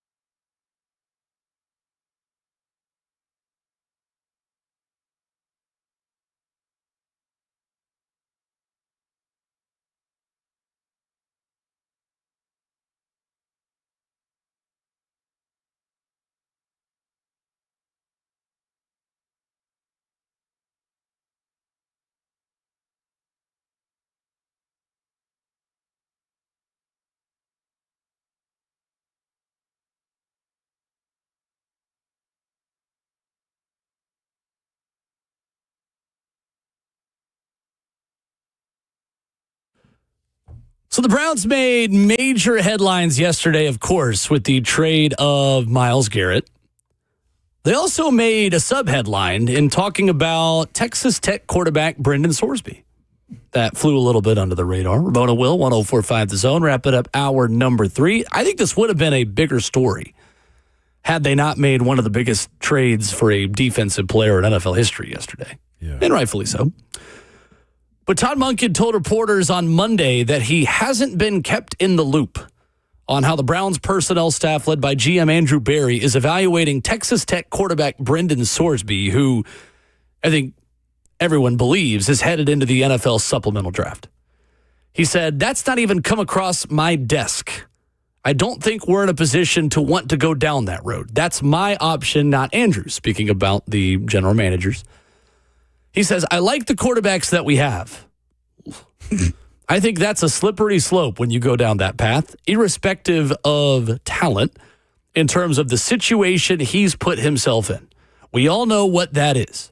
He put himself in that situation, and we've seen other sports with players that have been banned for life from playing in professional sports." Todd Monken goes on to say that is a slippery slope to go down that road. That's a question for Andrew Berry and for management, but from my end of it, kind of a tough angle to go down that road and think that's going to be your franchise quarterback if he's ever eligible to even play in the NFL. Wow. As of now, Ramon, there has been no indication that the NFL would prevent Brendan Sorsby from playing at the pro level. Do you see a challenge there for him? Do you see some kind of suspension in 2026 if he is picked up by an NFL team? There was a player suspended before coming into the NFL one point in time. Coming to the NFL. Is there an issue? No. I'll say this. It presents a lot of compliance conversations that have to be had with a young man like him. His issues at the college level shouldn't translate over to the NFL. Here it is right here. Terrell Pryor. The NFL upheld a 5-game suspension to ensure players can escape college disciplinary consequences by jumping to the pros. I think that's your precedent right there. That's it. I think there's some kind of discipline. And granted, for a guy that isn't going to be a QB1 in 2026 anyway. Yeah. So I don't know if a suspension really deters you from making a move for Brendan Sorsby. If you feel like he is a future quarterback one, he's already missed so much of the offseason plan and program that even if he was available to play week 1, he's not playing for anybody in the 5, 6, 7, 8 games not that even close. I think he'd probably be suspended in the NFL. I'm glad Todd Monken stood his ground on that one too, because that just kills all the conversation about anybody that's considering, hey, he's got talent, yeah, but he also got a lot of baggage that comes along with him as well. And going back to the state that he bet in as well. I mean, he was in Cincinnati, if I'm not mistaken, and to have that be a part of the conversation, like, don't send them back to the scene. Like, it's just like somebody's going to rehab, alcohol rehab, and you send them to a bar. Like, I know there's certain hurdles you got to cross over, but don't do that to that fellow, man, because there are certain guidelines that can allow him to bet in some capacity in the offseason. If he really does have the sickness like they said he did and his hearings that are going on right now, that ain't no good thing for him. That's not a good thing at all. What do you think a fair suspension is for him at the NFL level? 10 games? He's 10 to 12. Okay. 10 to 12. Yeah. His best. I don't think he needs to miss a full season. The best advice he could do is just try to set himself up for the 27th draft. Yeah. If he has the talent that some think he possesses, cool. Take a chance with yourself, or either go start playing ball in the UFL or XFL, or go to the Canadian League if you love the game that much. Yeah, I don't know, though. I mean, I think he might be good enough to still stick on an NFL roster. Oh, so it's two just different with the expectation of redshirting. Like, do you think a team picks him in the supplemental draft? No. Really? I don't. Too much baggage. The conversation around him. It's going into training camp. You want to do it the old school way? Bet. I don't feel confident enough to bet anything significant on this. No. Because we are in such unprecedented territory. But I think a team could give up future day 3 draft capital for Brendan Sorsby. If he's going to be suspended, though, I don't know why you would give up draft capital for that. Because Calvin Ridley, when he was suspended from the Falcons, was a season. Well, that's totally different situation. It is totally different, but this is on a grander scale, just on the lower Well, level. here's my question. Does the suspension happen before a team goes through the supplemental draft? Or are you waiting for a shoe to drop after you pick someone in the supplemental draft? Because that could cloud a lot of what his value is. If you know what you're dealing with, then sure. I mean, if you know it's a 10-game suspension, I think that Brandon Sorsby gets picked in the supplemental draft. If you still don't know what's going to happen and you think he could be suspended for all of 2026, my follow-up questions are, well, can he practice? What does that suspension entail? Can he be in the facility? Does he just belong to me, but he can't practice until next offseason? Then, heck no. I'll just wait and try to pick him up next offseason. For a non-first rounder talent, that is, I wouldn't give up anything for him. You don't think he's a first-round talent? Not with the baggage that he's bringing in, no. Absolutely not. Without the baggage, what is he? Without the baggage, I still don't think it's a first-round talent. I think he's a second-round graded quarterback if he didn't have the gambling stuff. I think he's college good. I don't think he's NFL good. And to your point about where you draft him, if he's anything other than a first-round draft pick, I'm not spending the capital on him. If he's even later, day three, not worth it. My thing is, though, like if you were a second-round graded quarterback, those guys get taken in the top 15 all the time. Man. Ty Simpson just got taken as probably a second-round graded quarterback. But as a project. Like I don't know how big of a project with a squeaky clean track record as well. I much rather go sign Russell Wilson or Teddy Bridgewater before I bring in Brendan Sorsby. I disagree with that. We go on the opposite end of the Teddy Bridgewater is trying to fund his high school football team and getting laws changed to do it. Give me Teddy Bridgewater over him. Teddy Bridgewater's at the end of his career. Brendan Sorsby's is still just beginning. My point is, I don't think he's worth it. I just don't. He's not better than Tyler Shuck to me. Oh, no, I'm not saying that. Tyler Shuck's a good young quarterback. Exactly. Tyler Shuck was the best young quarterback in the league last year. That's not a fair comparison. Yeah, no doubt. But I think the fair comparison is what is he compared to somebody like Ty Simpson? But that's what I'm saying. That's what he needs to be bringing to this conversation. And my hesitation and yours a little bit too lends me to believe he's not worth the supplemental draft pick. He's not Terrell Pryor. If I know that it's a 10-game suspension, then I think he is. I think he's worth a day 3 level pick. Well, just wait 8 more weeks for the offseason then, if you're desperate for a quarterback. But if you're willing to take that risk, because somebody else isn't going to take him. Yeah. 615-737-1045. I don't know, man. The Cardinals are right now in a holdout with Jacoby Brissett. There are teams that could use him. This is true. The Jets are another one. This is true. And even though Todd Munkett isn't really lending much thought to it, the Browns are another one of them too. Why the Titans are focused on one big thing at this point of the offseason. You'll hear from Robert Saleh explaining what that means coming up next.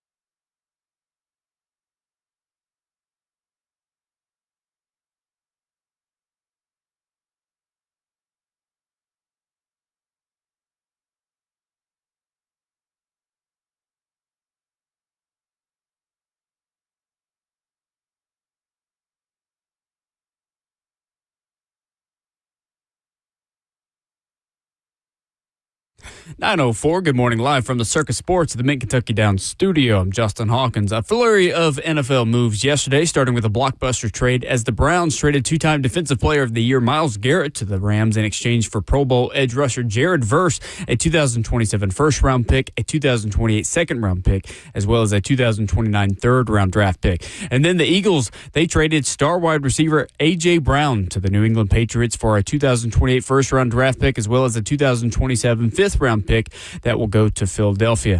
A.J. Brown reunites with Coach Mike Vrabel. Also, the Giants, they signed a trio of wide receivers to minimum deals, including Juju Smith-Schuster, Braxton Berrios, and the return of Odell Beckham Jr., who was the Giants' first-round draft pick back in 2014 and hasn't played a snap since December of 2024 when he was a member of the Miami Dolphins. And coming up tonight, the Stanley Cup Final officially begins between the Carolina Hurricanes and the Vegas Golden Knights. The Hurricanes are the odds-on favorite to win the Cup at -155, and they're also the favorite to win tonight. Puck drop is at 7 o'clock on ABC in Raleigh. For all your foundation repair and waterproofing needs, visit USSTN.com. Breaking news at once on your home for the Titans and Vols. This is 104.5 The Zone.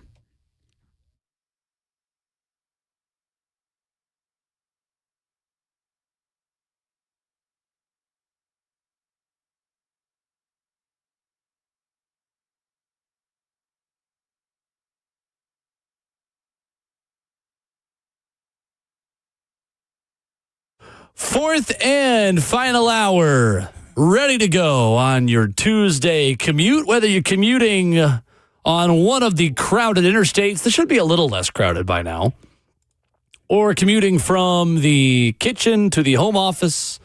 We're glad you decided to join us and spend time with us this morning on 104.5 FM, the 104.5 The Zone app, 104.5thezone.com. Facebook Live, YouTube, Twitter, or Twitch, or at 10 o'clock, wherever you download podcasts if you're time traveling. You got a lot of ways to listen to us and very few ways to escape us. Thanks for coming to the right place. He's Ramon Foster. I'm Will Bowling. Justin Hawkins is our producer. So Robert Saleh was asked about versatility as it pertains to Kevin Winston Jr. Does he feel more comfortable being just a safety deeper in the secondary versus being in that big nickel role? And are you that's what I'm talking about. I was between is it better for him, or are you happier with him kind of just picking one thing at this point of the offseason to master? It brought up a larger philosophy of Titans head coach Robert Saleh, who spoke on Friday. No, I think that's true for all players. We talk about you need to have the ability to be versatile. Every player does in terms of being able to play multiple spots, but I just think it's so important during OTAs in the early part of training camp that we allow these guys to focus in on one position so they can find a way to. They're all competing. They're competing to make a roster. They're competing to make to start, and we have plenty of time to start shifting over to dual teaching. But right now, it's about giving guys an opportunity to show what they can do in certain spots and give them a chance to make this roster. Robert Saleh spoke Friday, Ramon, about one big thing. Do you like that kind of philosophy and teaching? How common is that this time of year to not try a bunch of different things, but just focus on per practice, per day, one big thing? It's smart. It's just smart coaching is what it is. Setting your guys up for the best pathway that they can be successful. There's no other way around this league. Like it's a complicated league, but the tasks that you're asked to do are simple, and you got to get a great foundation. That's what he's helping those guys do right now. I hate to say you can't make the team in the spring because there are some instances in which guys flash and you can't wait to see them in the fall. There's that side of it, but the idea that you're going to just ask them to just completely execute an entire game plan is kind of flagrant as a coach. I want to set you up so that you don't have to think right now. I want you to play fast. I want us to have a very competitive 14 days of practice when it boils down to what you are as a team and as a player. And you can't say that we as a staff tried to trick you. You can't say we as a staff put you in a bad situation in which you did not know what the defense was. That's what this is, because it's a lot of new for everybody else. So I'm here for this, and especially given that everybody's learning again. Nobody's above what this install is. If you're a first-year player or if you're a 10-year veteran on this squad too. Simplicity matters in this time of the year. I think it makes a ton of sense. Yeah, it does. Ton of sense. I wonder, though, too, if we could go back and hear Saleh as a Jets head coach. Was this the conversation? Because I feel like this was a learning trait for him. I mean, a learning moment for him. It's a good question. Because people get aggressive the first times that they're behind the wheel. You know what I'm saying? It's a good follow-up. Yeah. Yeah. I wonder how much did he learn from that time in New York. 615-737-1045 is our number. Johnny the Poet's on the line. What's up, Johnny? Good morning. Johnny. Well, good morning to the morning show. I don't think I've ever called this show before. And Welcome. I don't want to call you out, but yeah, I felt like you kind of just didn't want to be bothered with us, Johnny. That's all. Well, there is a thing about the hours in the morning that you broadcast and the daily schedule for a poet, but there's that. Need creative thinking is what you're saying. Okay, I got you.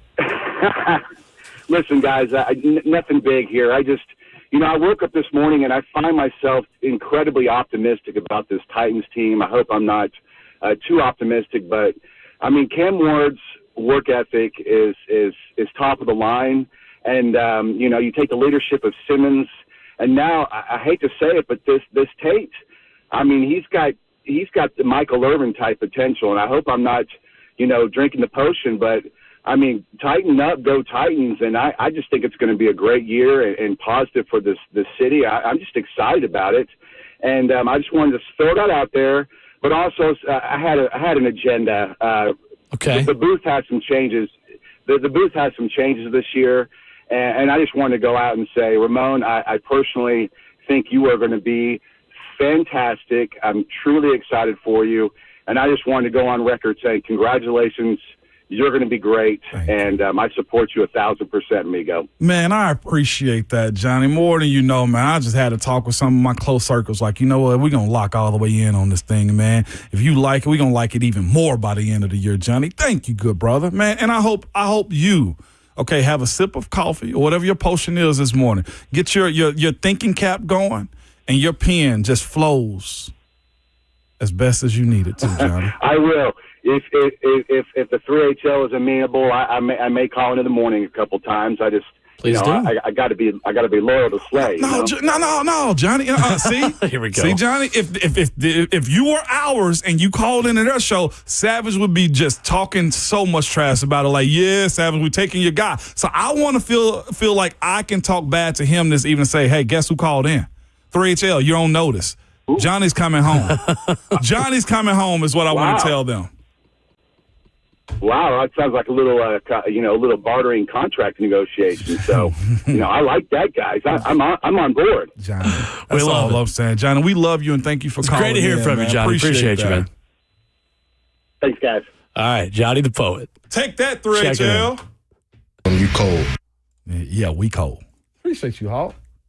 Do the Zeph voice real quick so we can really tie it all the way in. What's up, Zeph? What's up? I couldn't even do it. I know, I'm going to mess with it. Johnny, appreciate that, though, seriously. But, yeah, Will, back to the original topic, man. Learn one thing.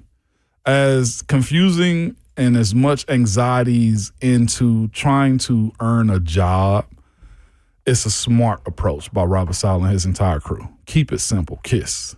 Keep it simple, silly, or stupid, whatever you want. Hurts my feelings every time, as Dwight Schrute would say. It's not personal. It's just that we trying to win. Coming up, you'll hear from Titans linebacker Cedric Gray, what he says about the changes to the Titans defense. One really interesting thing about the scheme difference between a Denard Wilson Titans defense and a Robert Saleh Titans defense that I'm curious to learn more about from Ramon when we come back.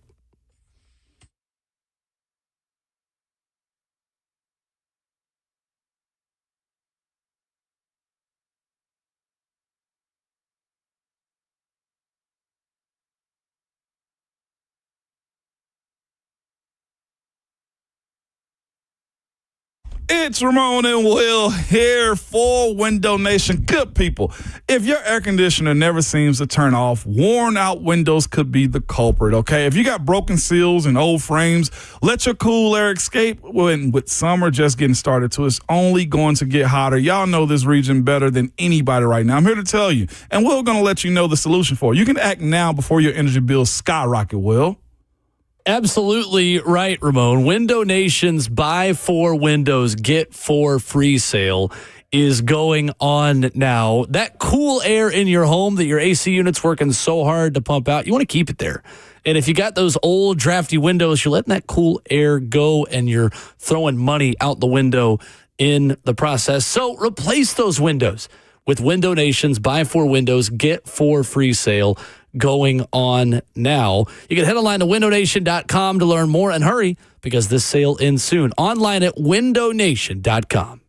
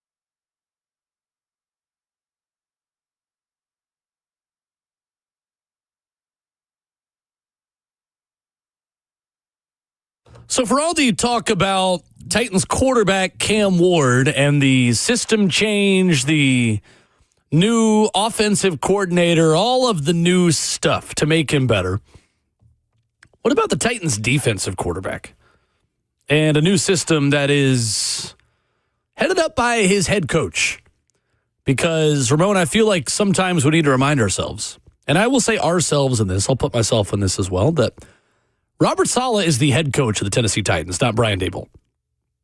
I don't mean that as a negative. It's just the fact of the matter. We spend so much time talking about Daboll because Right. he works with Cam, but there is a head coach to run his new defense within the new Titans system and regime and all these things. And not only is Cedric Gray a good football player to run that defense, he is a North Carolina graduate who is an intelligent athlete and can verbalize the changes very well. I thought he did a good job of that on Friday.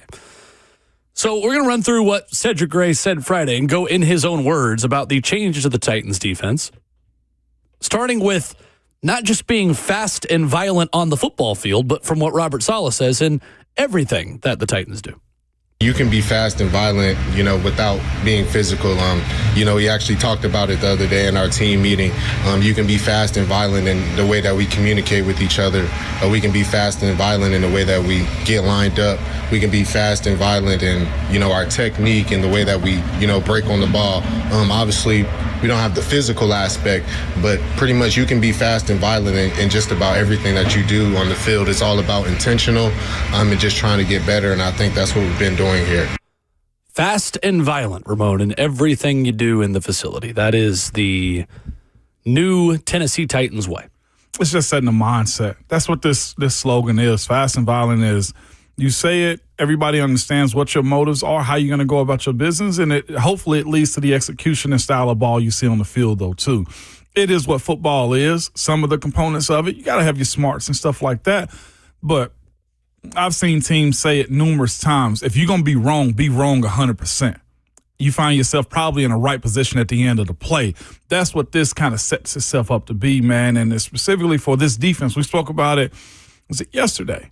After watching the Titans practice on Friday, like if you listen to Coach White Cotton, everything that the defense is doing is fast, is loud, is violent. You know that they're coming. It's the way this team and I guess mindset is being set for them, because it's one thing for to have one or two guys, but when the message from player 1 to player 11 on the defense remains the same, then the expectation at the end of the day is if you're not holding up your job, we're going to hold up your end of the deal. We're going to be able to easily spot you.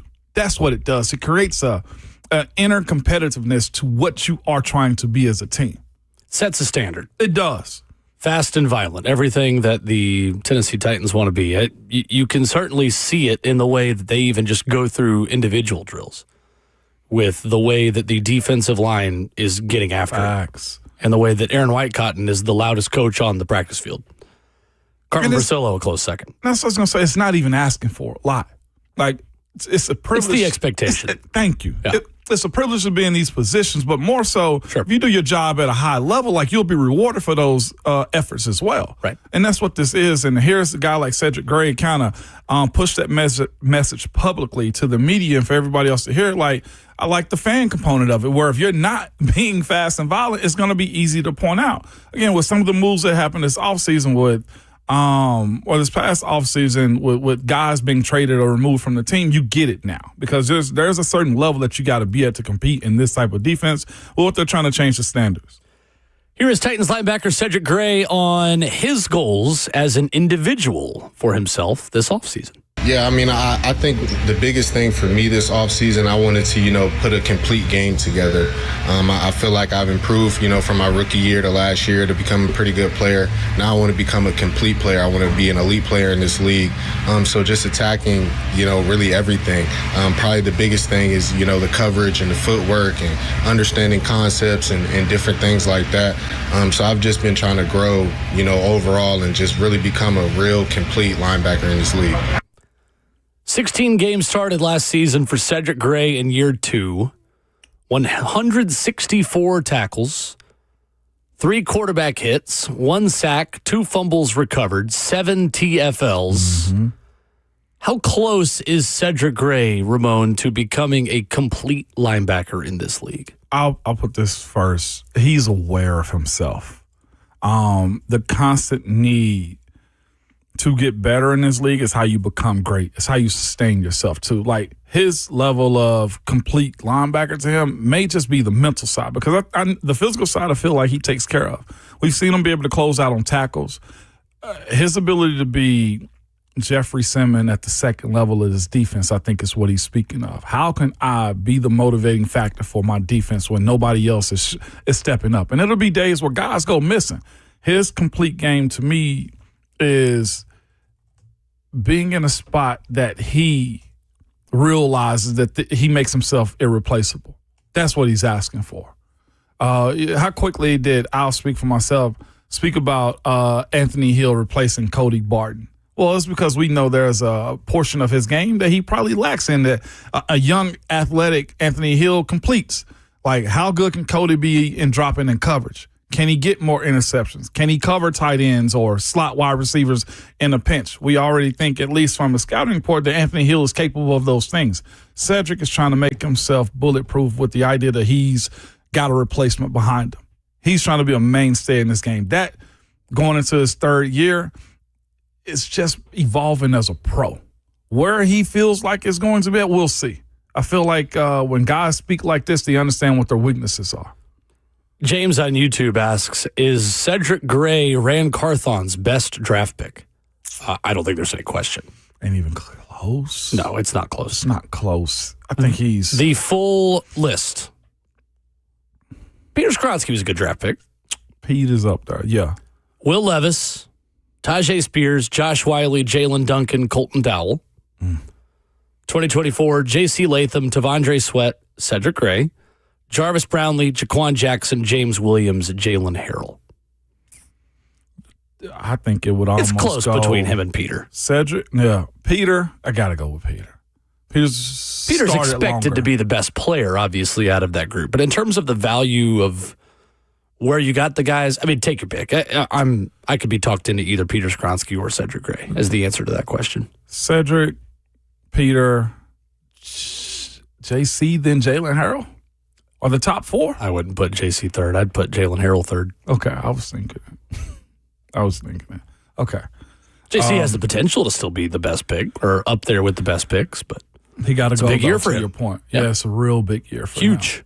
But yeah, Cedric Gray's in that top two position between him and Peter Skoronski easily. Mm-hmm. It ain't even close. And I know some people, he had to make a lot of tackles because his defense was giving a lot, but he did. Right. He stayed healthy. I think Cedric Gray is a really good young foundational piece for the Tennessee Titans, and he is one of three linebackers that's going to have to play a lot of snaps this upcoming season. I'm okay with that at linebacker. I'm okay with a linebacker having a defined role and being really good at one thing. Mm-hmm. Cedric Gray is a really good run-stopping linebacker. Nothing wrong with that. He is a downhill thumper. When you have three of them within your defense, it's okay if he's not your best coverage linebacker. You simply just now have the need to have somebody else be a coverage linebacker and be a sideline-to-sideline linebacker. I'm interested in the changes to the Titans' defensive scheme, and Cedric Gray talked about that on Friday, about the different styles and the big contrasts. He uses a couple words we'll emphasize here, and match versus reactive, that will ask him to do some different things and ask just the defense to do some different things. Kind of a 200-level defensive scheme conversation from Cedric Gray on Friday. It's definitely, a different defense, a different style of defense. I'm still playing the will linebacker, so not much is different in that aspect, but it is a different scheme. So the scheme has been different. It's more of reactive defense. We spot drop, breaking on things. So that's where kind of the change up, not as much as matchy as we were before. So understanding how to, get in your drop, being low, getting in and out of breaks, doing that a lot more. So that's kind of the things that I've been working on lately. Cedric Gray talking about being more reactive versus playing match defense. That he went on in another answer to talk about being more of a matchup defense. under Denard Wilson. What does that mean? It means you better have a specific skill set that allows you to match. And that's where teams offensively find you in positions where they can out-scheme you if it's just that. But even simpler than that, what is match coverage and match defense? If tight ends on my side, I got them covered, period. That's just it. If the inside linebackers got running back, that's just my man right there. Wherever he goes, I go. If I just simply have to watch the guard right here, watch the guard, whatever he do, I'll react to at that point right there. Or he's my spot on the defense. The way I look at that one. Yes, specifically that. Because match coverage, the way I've understood it too, if you're playing cover 3 match, you are in a cover 3 until your guy gets past the sticks. Another zone. Yeah. And from there, you're just in man coverage down the field. So you're underneath in zone, and then as your guy gets to the second, third level of the defense, then you're just following that guy who entered your zone last. Yes. Okay. Exactly. With this one, it seems like they have their own zones. And it feels like they're doing a bit more reading of the quarterback's eyes. And he goes on to talk about Coach Dave, as he said, Dave Borgonzi, in their individual periods, training them to watch eyes and watch the football and react. I have an image in my head from yesterday. I was watching some of the San Francisco 49ers versus the Titans tape from last year. Mm-hmm. There was a player, I think it was Tony or Tajay. It was one of the two. Cam has the ball in his hand. They flushed him out of the pocket. Cam does his back and forth, and he drops it off, I think, to Tony Pollard. The reaction part that you're speaking of, that Cedric Gray brought up, I counted them. There were 9 players around Tony Pollard. That's the reaction that you're looking for. See ball, get ball. There's a party at the football on each and every play. That's what you're looking for right there. Defensive lineman closes out, don't make the tackle. If a running back or quarterback is outside of the pocket, everybody in that point react. Now, there's keys of that have to be broken down a little bit more, right? We're looking at, okay, well, what if somebody's just running a reverse or a double pass? Well, you got to stay home in those moments right there. But when you see somebody commit to the football or commit to their lanes, you go and attack. I'll see if I can find it at some point in time. But there was 9 I remember players, you showed it to me yesterday, yeah. 9 guys around the ball. So for reactive linebackers in coverage, when you talk about playing less match and matchup coverage and maybe watching the quarterback a bit more and reacting to what happens, what are the benefits to that for a linebacker like Cedric Gray, who is trying to improve in coverage heading into year 3? Letting his athleticism show, first and foremost. If he's got the ability to track down the football, he can. It also gives you a second layer to which, okay, I'm watching the backfield, watching my keys underneath. And that's the other part of it, though, too. It's not one of those, hey, on this play, we just drop back and just wait for the ball to go. No, they still have their keys in what they're watching the offense break down them. It's a matter of I have security blankets behind me that allow me to drop deeper in coverage if I need to, or when I see my defensive lineman not being able to get home, that's when I go and attack in those moments. You still have keys and assignments that are attached to this, reactive defense, but it just allows you to be a little bit more aggressive whenever you see the ball out of the quarterback's hand or you see the running back with the ball just go.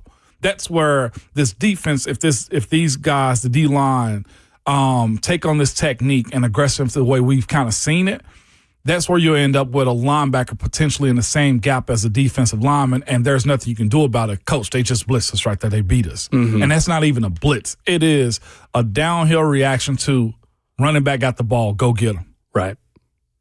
That's where the TFL components come into play. What are then the challenges to this defense? What would have been the positive for the more match defense that Denard Wilson was running, and what makes this defense get hurt? How do you beat a reactive defense? Getting the right guys in place. How do you beat it? Protection up front, which could be a thing because usually with these types of defensive linemen, if you don't have the personnel that you want, offenses can methodically move you up and down. They can pace you a little bit better. Because my thought is if defenses are reactive, how do I get them to react to something to distract them? How do I get them to bite on a run fake that then I have something on the backside of the formation? It's just that. Holding up the front end of the offense is where you commit to it, or getting the football out quick. The thing about playing an aggressive defense is it does allow gaps to happen. That's where it can become problematic. If there's a benefit to having a defensive lineman in the B gap and a linebacker saying the running back's in the B gap and he misses. There's a gap that's given in that moment that can create an explosion play. When you have defensive linemen that also just stop the run on the way to the quarterback, that's where teams can scheme you up and say, hey, we're just going to run draws. We're going to run a gap scheme. You, right. We're gonna get upfield and then we're going to trap something behind you, right? Exactly. It's that side of it, too, to where it can be a throwback. It can be a double pass. Right. You have to have some keys and guidelines along with this defense, and it can't just be reckless. It cannot. So the way I understand it, control chaos. Tell me where I'm right and wrong here. The Denard Wilson defense sent pressure from everywhere, and to make up for that, gave direct coverage responsibilities at the second and third level in terms of matchups on the back end of a blitz. Carrying zones, yes, all of that. And Cedric Gray has got a side or a player or is matching up past the sticks because there are blitzers around him, or he may even be the blitzer. Mm-hmm. In Robert Saleh's defense, you will get a lot less blitzing, but you have fresher, more aggressive fronts that are trying to get more upfield and vertical in their pass rush and in their lanes. And then you are playing a bit more conservatively at the second and third level to keep things in front of you and react to what the offense is doing. Yes. That's the change in the Titans defense. It's predicated on the front 4, maybe 5, to your point, getting home. So within that, there. The challenge is what happens when that 4 tries to get upfield but can't get pressure on the quarterback. That's where you need the sideline-to-sideline speed at the linebacker position for a Robert Saleh linebacker to cover a lot of ground in a lot of time. If a quarterback can set up a blanket and have a picnic in the backfield while you are reacting to what he's doing, he can move you around and then open up space with his eyes. Think about it. Why is Fred Warner such a coveted linebacker? He can run. He can run. He's making plays. Roquan Smith can run. He can run. Yeah. Thank you. Like, these are the reasons. Like, Carson so the Giants wanted Arvell Reese when they wanted him. Arvell Reese can run. Sonny Styles can run. Yeah, exactly. Exactly. That's where those guys get to shine. Okay. Is they pretty much clean you up at that point. You know who else can run? Who? Anthony Hill Jr. Cedric Gray was asked about him on Friday. Anthony's been doing really well. He fits in great. The guys are accepting of him. He's a great ball player, has a lot of ball knowledge. A young guy who's ready to learn. I think got some leadership traits in him. So I'm very excited about and very happy for him and excited to see him to grow. I think there is a lot of pressure on the front 4 within this system, isn't there? Yes, it starts there. What Cedric Gray is able to do in terms of growing as a coverage linebacker will have a lot to do with the rush in front of him and how much time he's asked to cover. Mm-hmm. That's probably not very complicated. That's pretty simple. But, Ramon, with as many questions as there are in the second and third level of this defense, and questions on Cedric Gray are just, hey, can he continue to improve? It's not a bad thing. It's just learning a new system with all of this. The tone is going to be set on the Titans defense by the guys who rush the passer and on their ability to, with less snaps, being fresher, having more depth. I think on paper being improved from where they were last season, living up to their expectation under Robert Saleh. Because if you're not going to blitz as much, it's on those guys to get after the quarterback. Otherwise, you are asking your second and third level defenders in being reactive to have to cover a lot of time reacting to what the offense is trying to do. This is why it was such a big influx of defensive line signings. This is why, when you look at the way this team is kind of set up, I personally still am on the side of the defense leading this team to more wins because of that experience, the will and need to also be a team that is always fresh defensively. That's why, to me, the veterans that were signed, the amount of money that was spent defensively makes more sense right now. And here's the other side of it, too. The pressure that the D-line is on to make plays is significant. But the other side of that is this, too. The athleticism that you have to have on the second and third level needs to show up because if the D-line is creating chaos and havoc, you need to be where you're supposed to be at. Right. Yes. That should mean turnovers for you on the back end, or some not negative. just incompletions. And it'll be some bend but don't break. That's a part of it too, right? But because you trust the system that my guys are going to be better and fresher than yours on the other side. This system asks more of the front four than most other ways of playing defense. Is that a fair statement? Yeah. It does. That's why we'll also say this too. We'll end up seeing in camp one or two guys, and I kind of named them a little bit yesterday. David Ibuka-Ogoa is one of those guys I think that could shine with what I've seen so far in this spring, and also a guy like Truman Jones. And I think that's why also Salah's been name dropping Femi Oladejo often, because that body type, that style, if you train them up and feed them gunpowder, like, can turn into an animal for you. Well, and if those players are making plays, we hope it means because they are just that good, not because the tackles are just struggling that much. The Jermaine Johnson trade makes a lot of sense in all of this. Sure. Really interesting breaking story just a few minutes ago about an executive the Nashville Predators have been granted permission to speak to. The Preds GM search rolls on. Maybe an end in sight. We'll give you the details coming up next.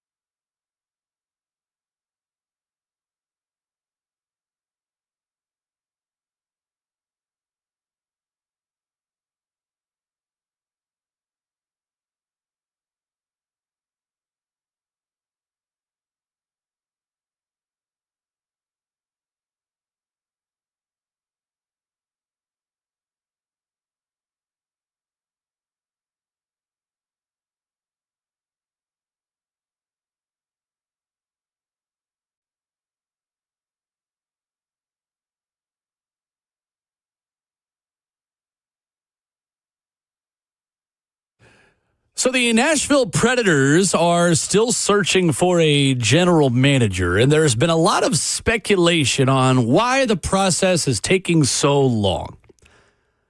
We may have just gotten our answer. Ramon Foster, Will Bowling, wrapping up the show. Buck Rising Show on deck.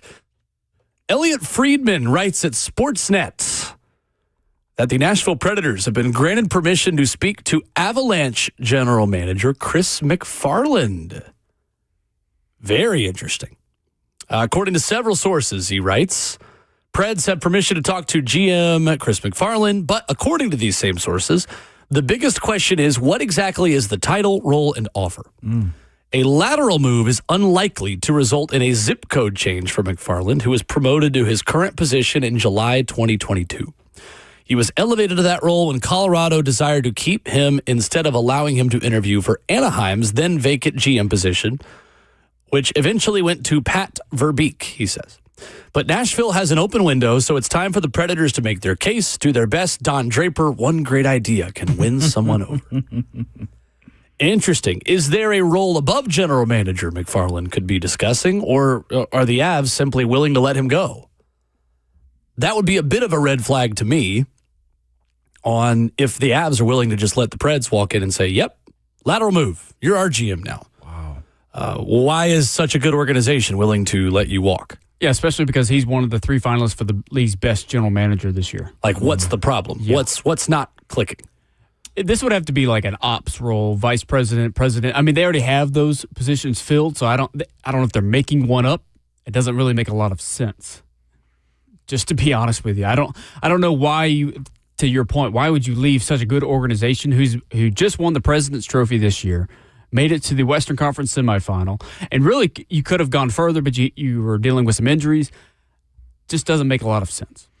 Yeah, just looking at Chris McFarland's just pathway. He's been with Colorado since 15. He just got the GM job in 22. Yeah. July of 2022. Right after they won the Stanley Cup. That's what I'm saying. So making this move for him, is it just a change of scenery? He's done and over with? I don't know. Why would you need it? I think that's the big question is like, what's wrong? What's wrong in Colorado? They're a healthy organization right now. They're very healthy. And Denver's is a phenomenal place to be living at as well. Maybe he wants to work for Nick Saban. Maybe he's an Alabama football fan secretly. Idiot. What's wrong with you? I don't know. I mean, look, Colorado's drafted well. They've acquired well through trades, free agency. They've made a lot of great additions. Again, why would you leave? You're on the cusp of winning another Stanley Cup. I don't understand why you want to leave. This one. They've made the playoffs 9 straight seasons. Is their head coach got a scandal about the drop or something? Be careful. So serious. Come on, Jared Bednar. What do we got going on? Be careful. You don't make these types of moves like that unless there's something about the drop. Like, they're in it right now. If I'm correct, like Alex Doherty just had a post about it at the Tennessean, said the Preds have added another name to their GM search. Granted permission to speak to Avs GM Chris McFarland, the team confirmed to the Tennessean. It is unclear whether McFarland would be interviewing for the same role in Nashville, which would be a lateral move, or another as of yet defined role. In Colorado, McFarland works under President of Hockey Operations Joe Sakic. Said there have been reports that the Predators could be interested in a similar setup as Colorado, with a President of Hockey Operations presiding over a general manager. In February, when Barry Trotz announced his retirement, the team indicated they would only be hiring one position. Took over in 2022 from Joe Sakic after he was promoted to President of Hockey Operations. So Sakic's still there in charge. Could he be both general manager and hockey ops? It's a good question. That's a great I mean, why not? Yeah. That would be a lateral but also promotion. It's a good question. I don't know. It's Chris McFarland's about to get a major raise either in Denver or in Nashville. Prior to his time in Colorado, he was formerly the director of hockey operations and assistant general manager with the Blue Jackets for 14 seasons from 2000 to 2015. He is a New York native. Out of the Bronx. That's a big story. That's interesting. The fact something to follow. Colorado allowed him to go talk to. And that's the other That's thing. really interesting. Yeah, because it's currently, to my knowledge, the only other candidate is Tom Fitzgerald. From the where does he sit in this conversation? Off to the side in the back, or he's up front with Chris McFarland? He was the leader. I don't think Tom Fitzgerald will be very well received by this fan base. Oh. Not at all. for a number of He reasons. just didn't have a very successful time in New Jersey. And he's just another former Predator. Yeah. He's never worked here, but he played here. Go get your man, Preds. Taking some time. But rather it be the right decision that takes time versus just hurrying through it and getting it done just to get it done. Avalanche still in the hunt right now? Oh, hello. That was loud. The Colorado, they're in the Stanley Cup right now. No. They're not. All right. They lost in the semifinals. Vegas, Carolina tonight. Who you got? Vegas or Carolina? Game 1 tonight. Carolina. Okay. Yeah, give me the Canes. Give me Carolina. Home ice. Golden Knights are the team that I irrationally hate the most. Meaning I don't hate them the most of any It's okay team. to say. I got plenty of sports hate to go around. No. Here, let me explain though. It's the most irrational. I don't really have any good reason to hate them. They just annoy me. I wish they weren't good. Like the Patriots were in the Dynasty era. Back at it tomorrow. No, not like that. Not like no. They just started too. This would be like if I just randomly hated like the Minnesota Vikings in the NFL, which I don't really care. I mean, they don't move the needle for me. Out of time. Buck Rising next. Talk to you tomorrow morning. But remember at all times, just with the fingers on your mic, it's always hot.